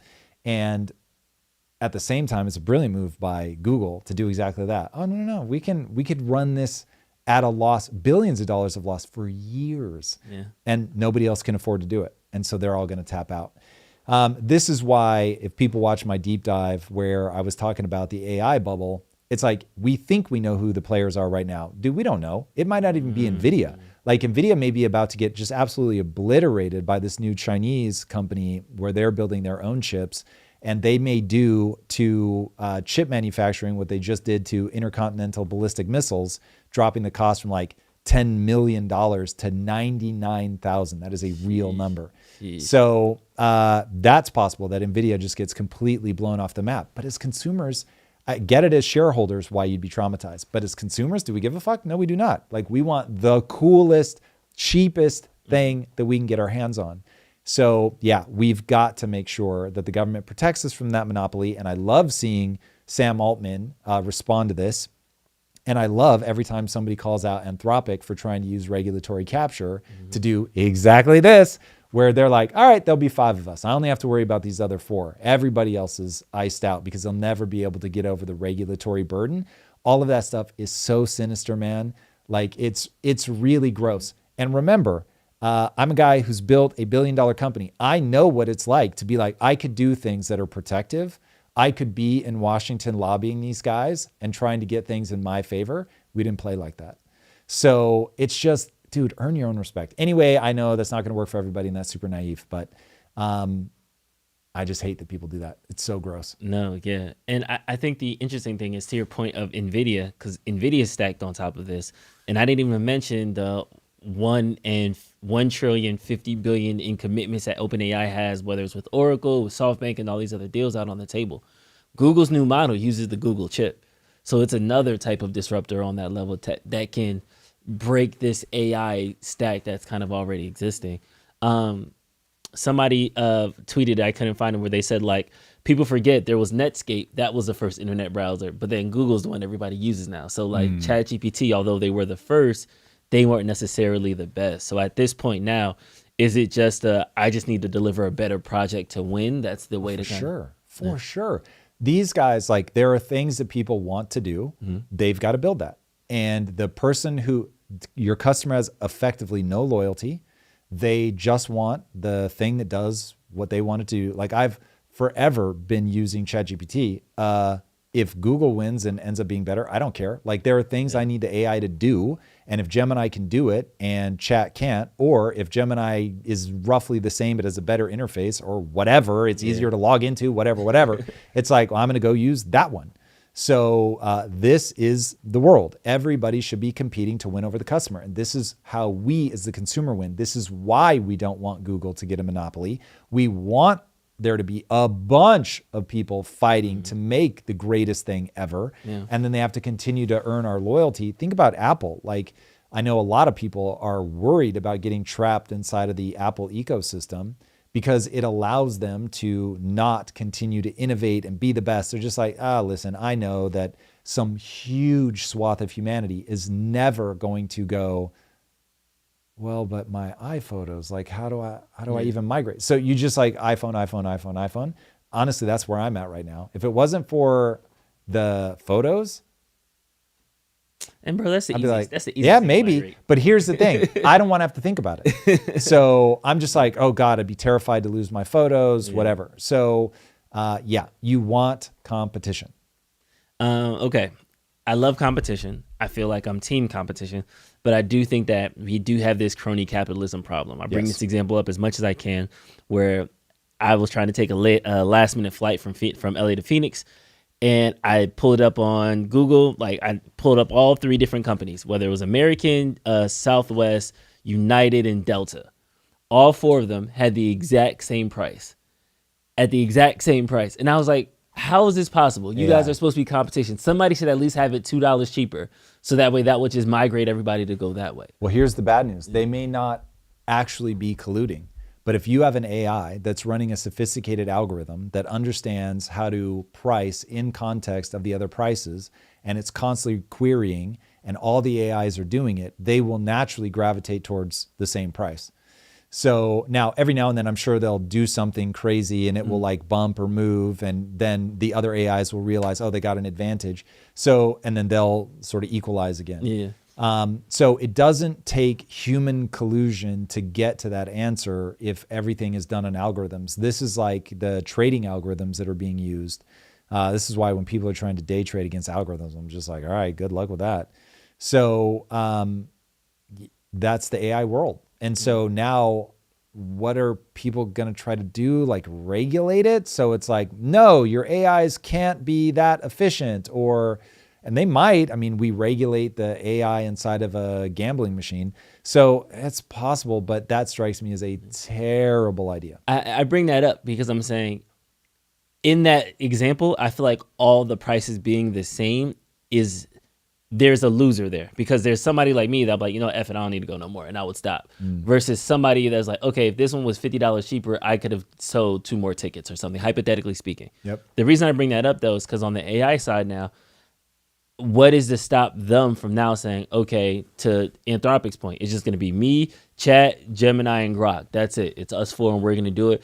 DeepSeek, Meta, all these other people, you guys are open source. We're not really messing with you anyway. You're for the internet. You are. The thing that's supposed to stop them is honorable politicians. They don't exist. So nothing will stop them. When companies get big enough, they fuck us over. That's what happens. So welcome to the real world. And then somebody will try to find a way to innovate, but it'll come 10 years later than it needed to. And this is why people absolutely despise crony capitalism. But until you're prepared to get money out of politics, this is the rodeo. Yeah. Man, how do you think it all pans out with the AI race? Okay, so my real prognostication on AI goes something like this. Every day AI gets better and is a tool that is incredible. And we are beyond flabbergasted at what is possible.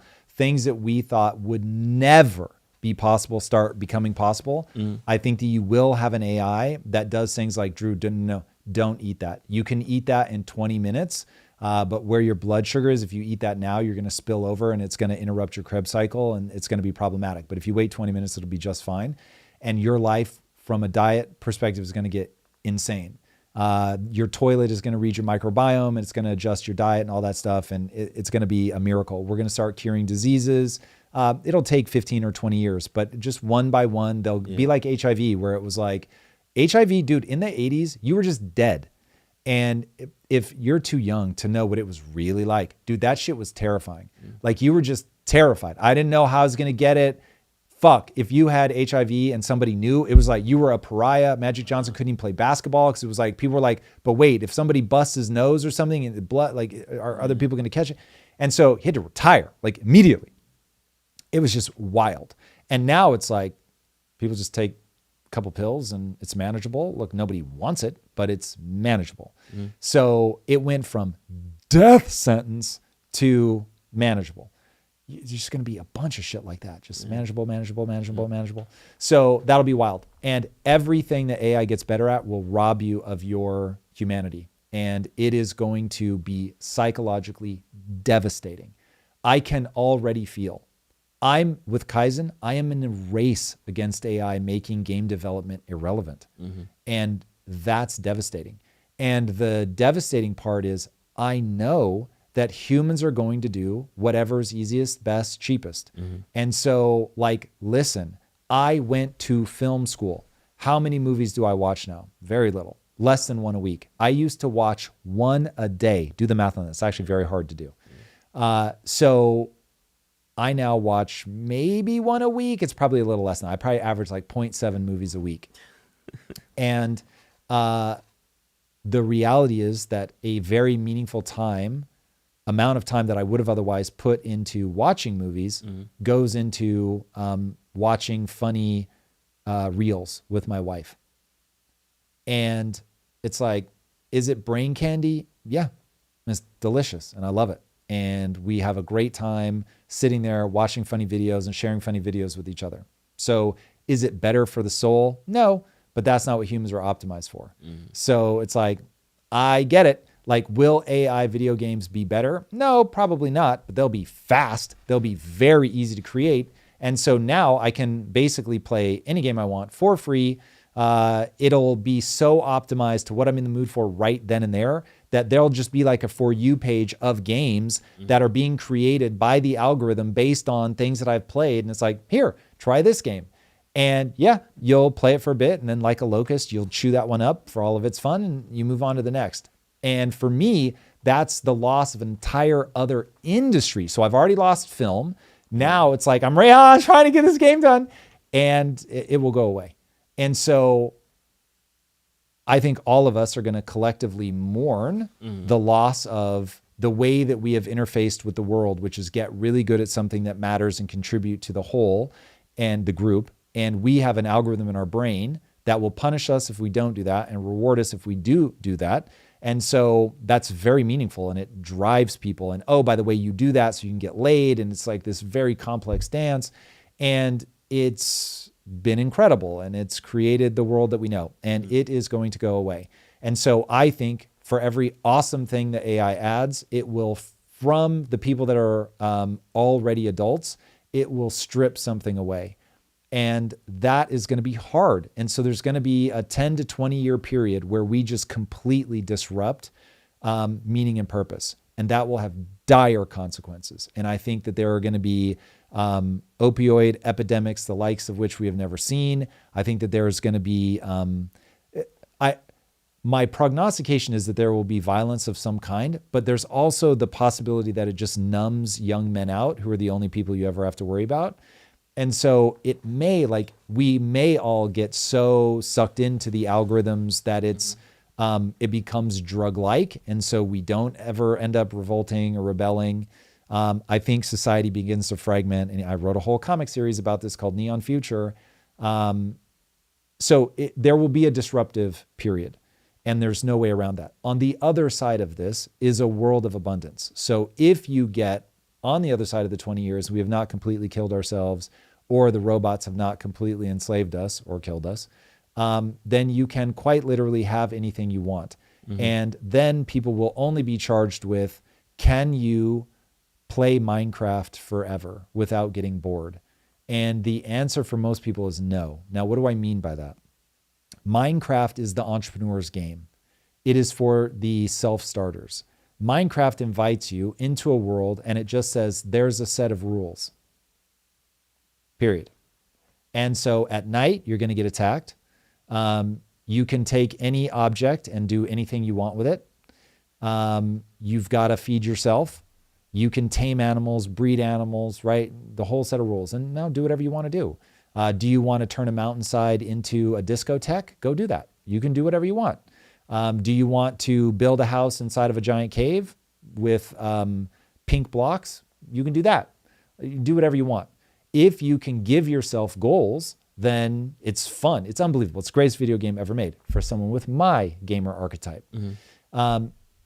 If you're a person who's like, no, I need the game to tell me exactly what to do, you're going to have a rough time. Because no, you're not going to need to do anything. You're not going to need to make money.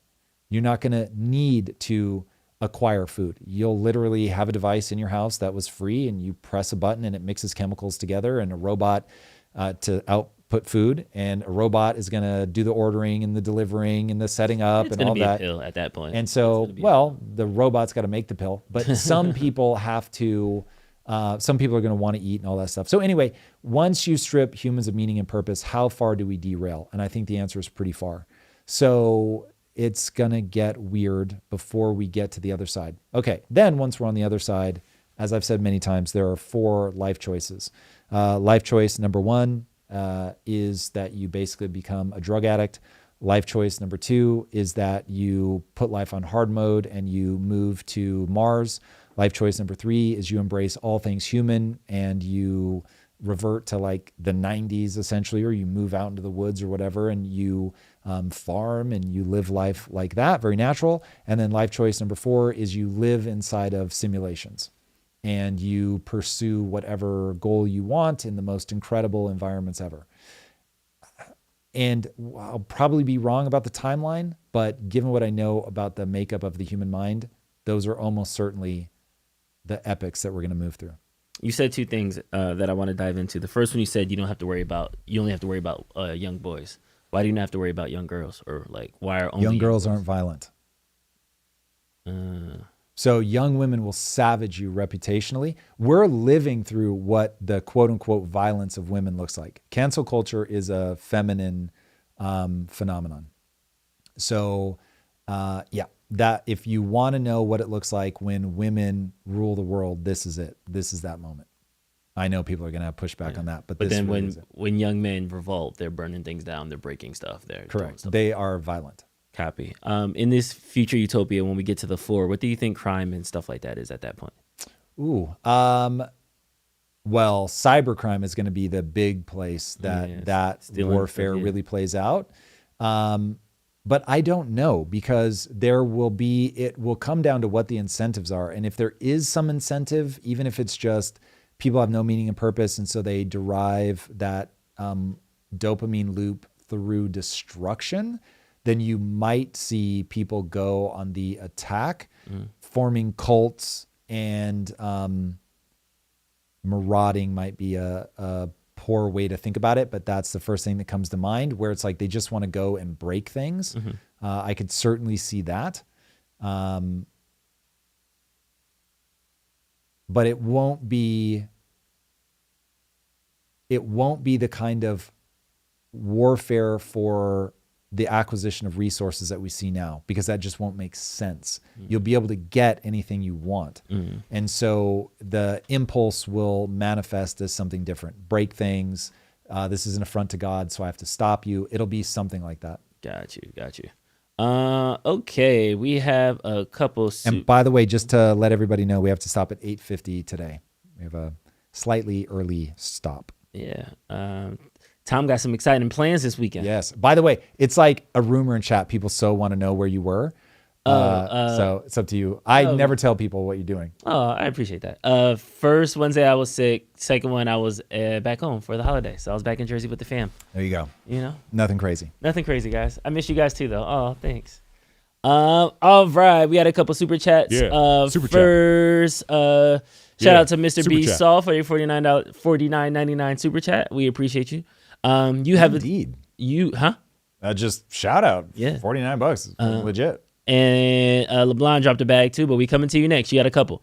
Mr. B Shaw said, you have inspired me to write a book on the new sovereign wealth mortgage. Let's go. Personal deleveraging system, and I would love to send you a link to the prologue, primer, and chapter 0. Mr. B Shaw, that is one, I'm super honored that I've played some ridiculously small role in getting you to create something. That is wonderful. The odds that I will take the time to read that given my schedule is effectively 0. So forgive me. Love you. Thank you. But yeah, that I get people sending me books all the time. I just don't have the time. Thank you for the super chat. Really appreciate it. All right, LeBlanc, number 1 of 4. The first one, the whole securing Western Hemisphere is all good and all, but kind of feels like tilling the soil before empire expansion, while soft collapsing global economy looks like repeat of pre-World War I in Iraq, but cartel instead of Taliban. It's interesting. I doubt that that's how this is going to play out, especially not under Trump. I think that Trump wants allies and he would much rather people run their own country, but do it in a way that we like.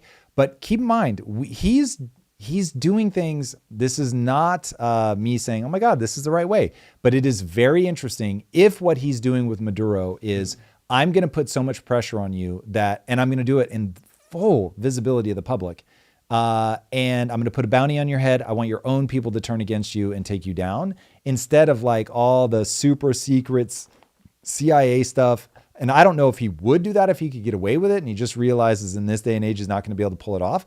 But it feels like he's like waving signs and making it as known as humanly possible. Got beef with this guy for these reasons. And he needs to get the fuck out. So he's still doing regime change. But it's a new flavor of regime change. So we'll see. I think regime change is always super dangerous. So we'll see. But I am told that Maduro rigged one of his own elections, that there is a sort of actual president that was elected, and that if they can get Maduro out, that guy would presumably take power. If that's true, then this might be a less worrisome one. But regime change, when brought about by external pressure, does not have a good history. So we'll see what happens. Understood. All right, LeBlanc, 204. He said, not all never rally voters. World War... Never Riley? Not all never rallies voters. Where are we at here? Move your cursor so I see where you're at. Right here. Not all... okay. Never rallies, yeah. Yeah, not I all... have no idea what that means. I made it bigger. Okay, not all never rally voters. World War I, II posters didn't say not all Germans. Oh, got it. Not all. Not all. Never rallies voters. Yeah, got it. Unity needs one clear villain. That's why U.S. red versus blue is exploding. No external enemy, so we become each other's monsters. Pendulum swinging back. That's interesting. Yes, I think he's right that having one clear enemy is a way better marketing message. But the bad news is that I do think in America, this is going to calcify pretty quickly into Muslims bad. And so that's my concern. And then they went on to say, it's sad, but you can't convince people that everything is going to get better if no perceived enemy to fight against. Ever have a family member lash out about bills? Kind of like that. No outlet equals aggression. It's interesting. Well, the bad news is it's very easy to go, China's the enemy. Very easy to go, Islam is the enemy. So it won't be hard if we want to pick a sequential list of enemies to go after. So yeah, if we need to rally people, if politicians need to rally people, they will have no shortage of people to bang the drum about. So, or it could, like Nick Fuentes' thing seems to be white nationalist. And you really, history says you can rally people around that, much to my dismay. But to your point that you always say, though, is that this is caused by an economic problem first.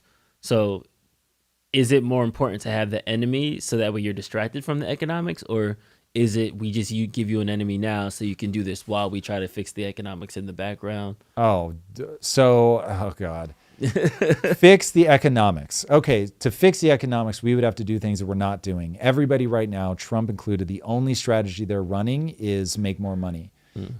So if Trump had any impulse to balance the budget, I would be very enthusiastic. He does not. He certainly understands the political reality that if I promise free things, that I'm more likely to get reelected. So he promises free things and he money prints till the cows come home. And he's going to try to put some of that money in people's pockets rather than pay down the debt, which is probably politically brilliant. But it is economically stupid. So I don't think that we're in the zone yet where people are actually going to fix the debt. This is going to be, I'm so curious to see what you guys think about the interview with Arthur Laffer. When's it coming out? Next Tuesday. Okay, so not this coming Tuesday, the one after that. Yeah. I'll be very interested for you guys to watch it. So Arthur Laffer is the guy that the Laffer curve is named after. The Laffer curve is that there is a breaking point where it'll be very obvious. If you charge people 100% taxes, then they just stop working. Back it off, 99, 98, 97. At some point, you get to the point where people start producing again. If you go all the way down to 0, you collect no taxes, obviously. So somewhere 1, 2, 3%, you start making money for the government. And so where is that breaking point? Okay, that's what made this guy famous. And talking to him, I was shocked at how he and I are looking at the same thing. In fact, one thing you will hear a lot, it'd be very ego gratifying to do a supercut of all the times guests have said, well, you're right about that. But so no one is arguing that I'm looking at the economy in the right way. What they argue are the conclusions that I draw.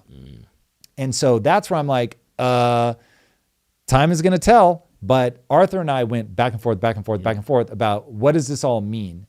Now, he looks at me and says, you're just being pessimistic. I look at him and I'm like, you're so high on hopium that I'm just like, what is happening right now? Like, he can't even ground, like, tell me the thing that's going to happen. What is it? We're going to grow.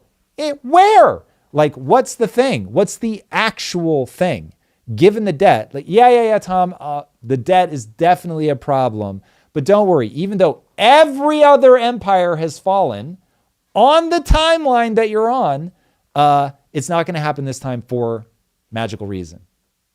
So anyway, I love my time with him, and I do not want to in any way, shape, or form indicate that I don't think I want to talk about it, but I want you guys to see the interview. It's a good one. Very smart. It's a good one. It was a lot of fun. But anyway, no one is trying to make a meaningful attempt to fix the economy, and because of that, we are going to continue to suffer from these problems.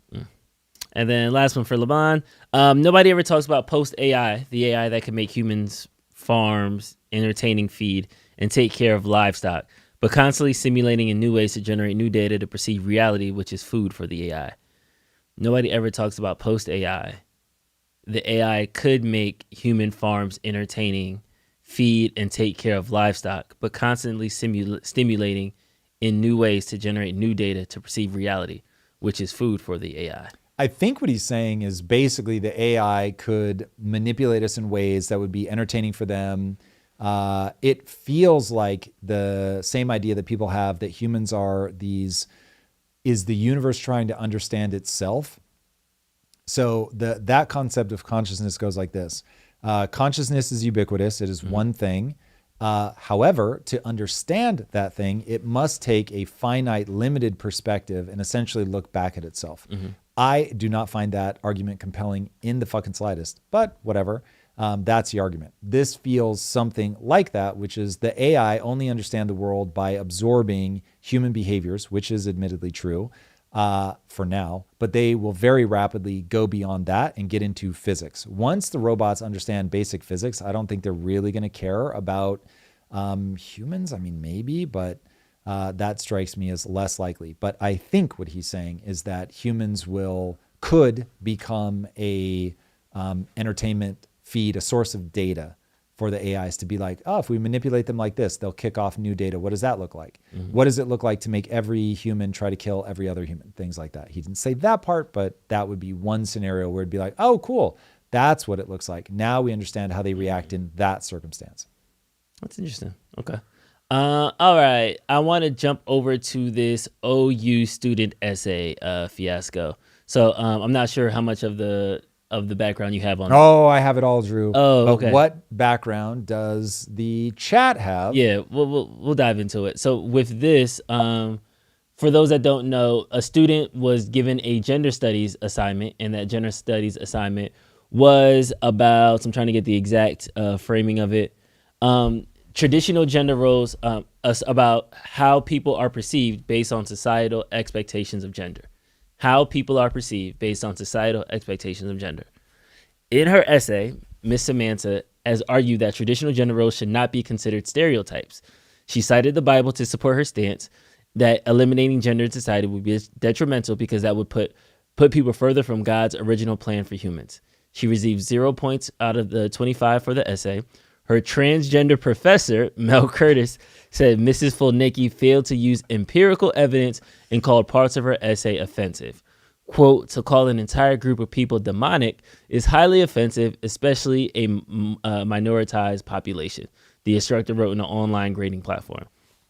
Now, Turning Point OU is rallying to her side and saying that, you know, she's being unjustly vilified.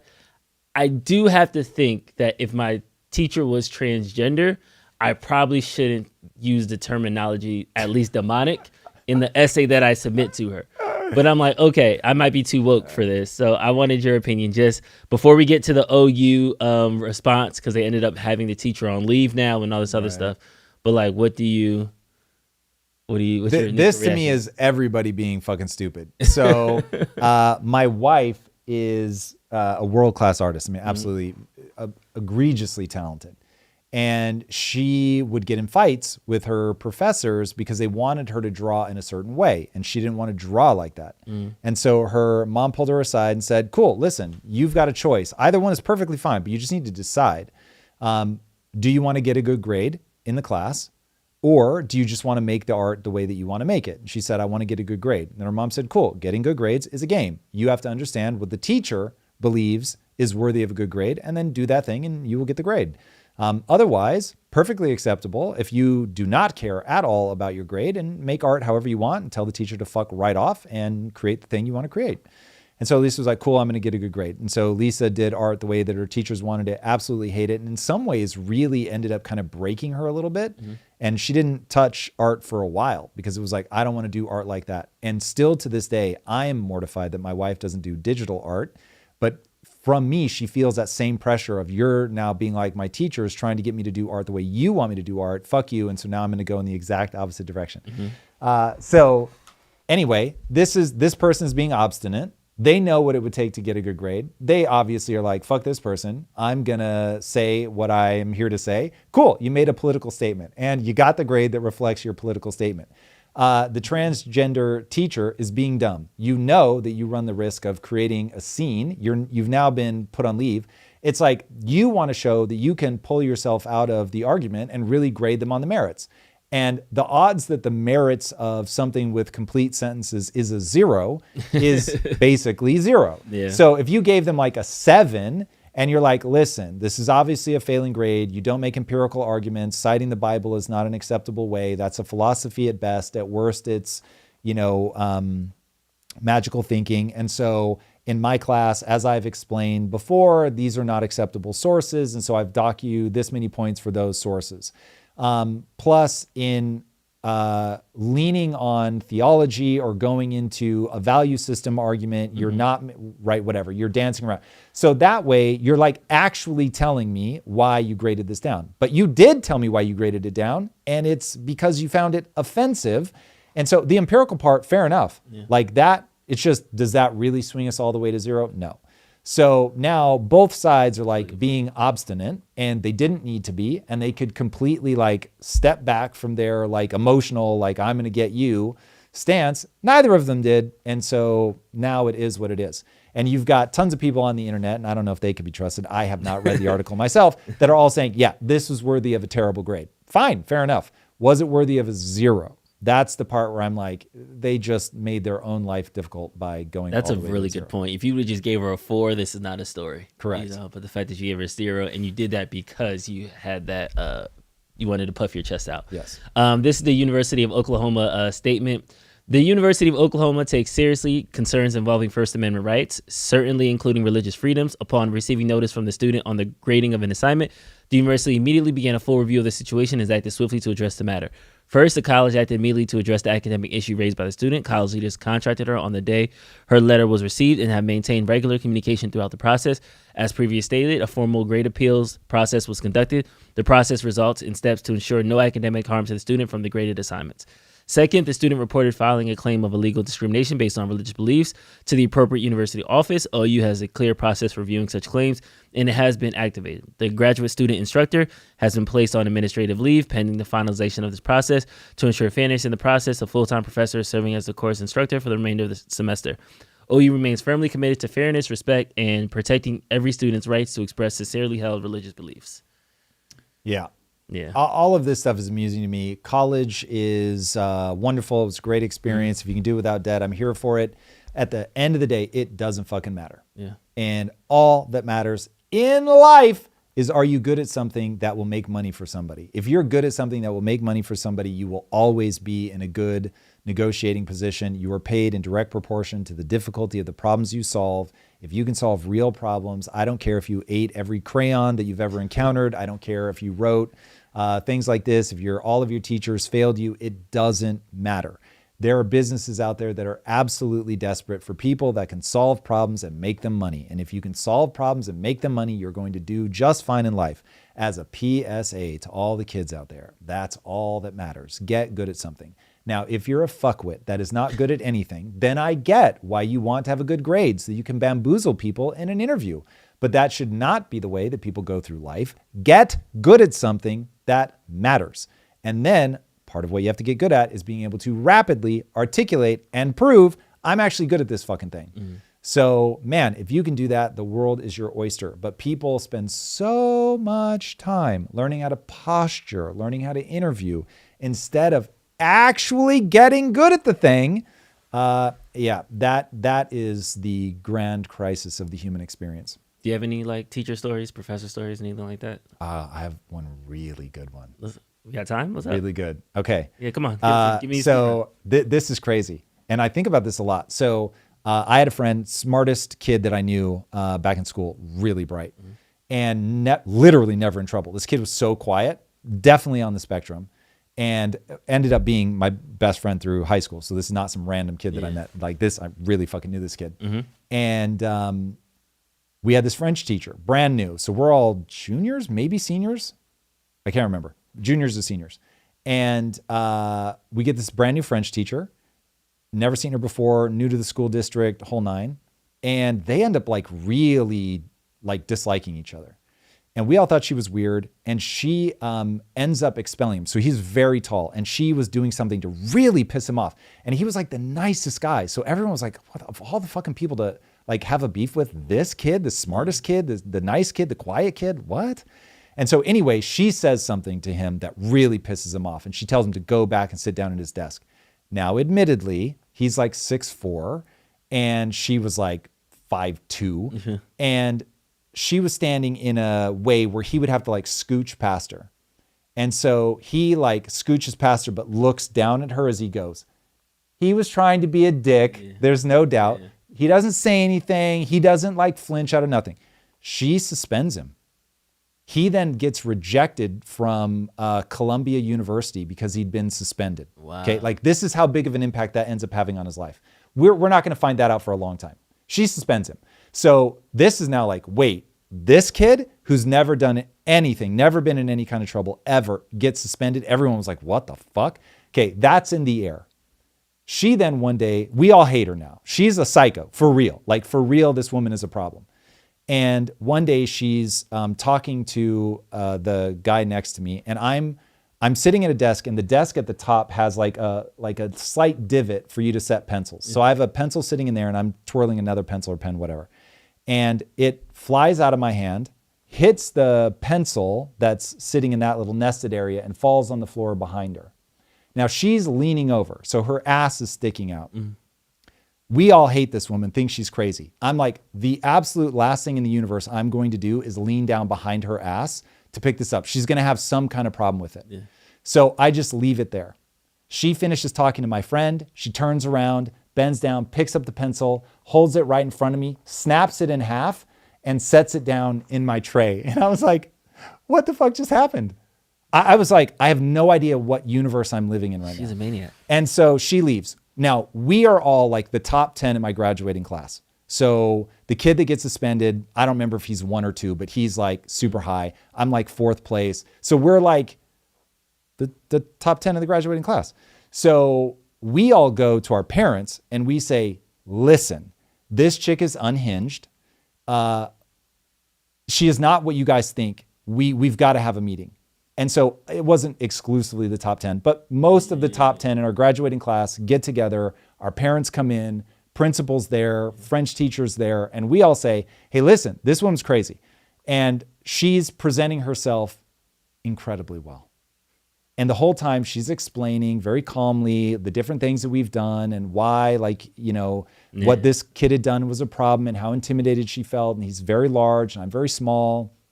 And it's very difficult to be in front of these students, and I'm new, and so to feel physically threatened, and I didn't want to overreact, but obviously I have to, make sure that I'm maintaining decorum in the classroom. And so we're all like, our hearts start racing because we're like, no, wait, this is like an alien that's wearing human skin, and she's going to get away with this. And so we're there for like an hour and a half or something, and we're like, oh my God, like we are literally packing up to leave, man. Like people closing their binders, parents are standing up, and I'm like, hold on one second, just one quick question. Why did you break my pencil that day? And she snaps.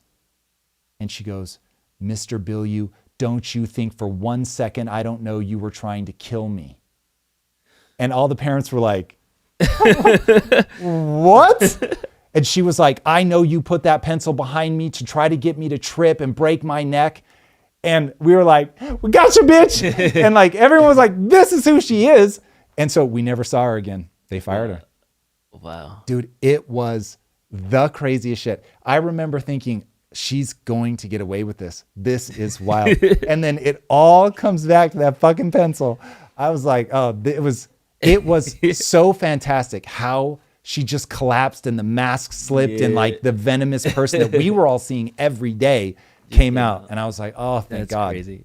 That's wild. Don't think I don't know you were trying to kill me. That's wild. That's a good one. That's a good one. All right, we got two more slipped in. LeBlanc, have a beautiful and wonderful day, guys, and good to see you back, Drew. Oh, thanks, LeBlanc. Thank you, man. And Martin Fort Knox said, real relationships suck now. Fewer friends, fewer romantic ones. Dense cities have the shallowest folks. Lonely men may kill us all. AI takeover is second place. Everyone is in their isolated silo of reality with loose bonds. Yeah, I feel for people like this. So I am Captain Isolation, but within the context of being married, that's always important for me to remind myself of. But I get that most people just do not thrive in isolation. And so I do worry about that we're making life so convenient. It's so easy to avoid all the frictions that if anybody's ever had a killer experience in a game where you and your friends, like you cooperated, everybody played their role and you beat the other team, it feels so good. It is so fun. If you're like the healer and you're there, your buddy's down and you got him, it's like, and the tank is absorbing all the bullets they're supposed to, and the guy with high DPS like in there fucking doing the thing. Like that is euphoric. Now imagine people in the village are starting to get hungry. And the four of you go into the woods. You don't know if you're going to live or die. And you hunt a mastodon or whatever. And everybody plays a role and you do it. And you come back. And because of you guys, the village actually eats and the birth rate goes up. I mean, it's like the level of that. Like that's what we're built for, is that kind of cooperation. And it's all a bit of a pain in the ass and it's all very difficult. And so we've tried to like smooth the edges off that difficulty. We've created farming, we've created livestock, we've created grocery stores now. It's like we've tried, like, because all of those things are hard and they're very dangerous and they put you in a very precarious situation. But they also give you all the things that the blind watchmaker has made extraordinarily pleasurable. And that sense of camaraderie and brotherhood. Forget the romantic relationships for a second. The brotherhood, the feeling of being a part of something, to play your role and to contribute meaningfully and to know that like these people are eating because I did the thing, it's just extraordinary. And so as we move farther and farther from that, we really do run a hyper risk that we become unaligned with the algorithms running in our brain. And that's when things really people begin to feel a profound sense of dis-ease. This is why I think it's so important to bring manufacturing back to the US. There is a certain type of person for whom that is how they're going to contribute to their family, if nobody else. And when they don't have that ability to go do a hard thing to provide meaningfully for their family, you've got a problem. There's a great show, Landman. If you're not watching it, you must watch it. A spoiler alert. So it's a mild spoiler, but nonetheless, this is a really key scene. I hate to do this to you, Drew, because you're going to have to hear it. But anybody else that's worried, you got to plug your ears. There is a moment where a character, I'll be as vague as I can, where a character has worked really hard and now he's making a lot of money. And he turns to his girlfriend and she's actually a little bit scared. And she turns to his girlfriend and he turns to his girlfriend and he says, I'm doing this all for you. And she is just completely confused. And I looked at my wife and I was like, she knows this, but we've had the same, like Will and Jada had that big argument where he's like, I built this house for you. And she's like, you didn't build this house for me. You built it for you. And I was like, stop the fucking presses. That woman needs to understand right fucking now that he did, in fact, do that for her. Now, if that is a gift that she chooses to reject, don't be confused as to why you guys aren't in a relationship anymore.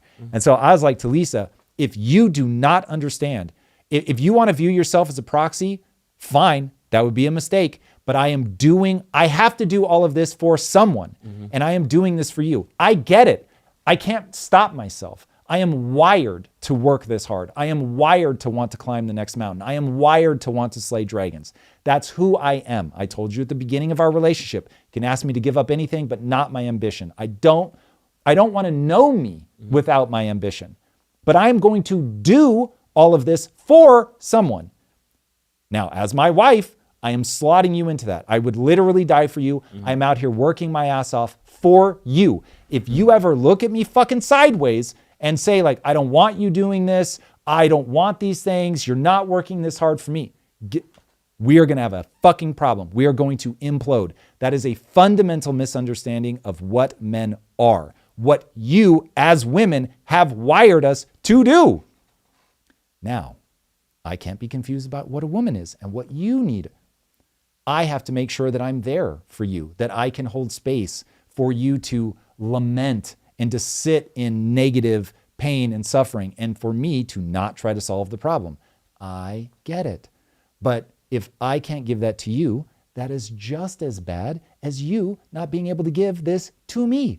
And so they handle that so well, of like that discrepancy where he's so befuddled by her being like, but this is not a gift that I want. He's like, wait, what? Like, I'm putting my life at risk for you and you're rejecting. This is one of the ways that men and women are breaking down right now that I'm just like, oh my God.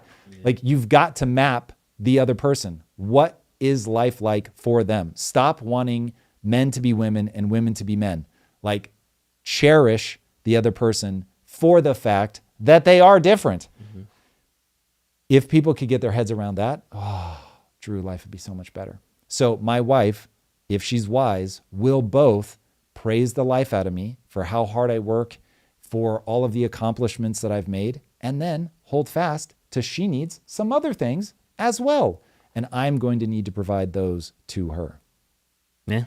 Ipso facto. We got to get you out of here. With that, we got to go. You guys are amazing. We're going to be missing this Friday. I'm going to be out of town. December's weird for me. December is very much my family first period. Starting in the new year, though, we are going to 3 days a week. 3 days a week, everybody. But we will be back next Wednesday, back at it. Thank you guys so much for joining us. It means the world. Love you all, and we'll see you next week. Later.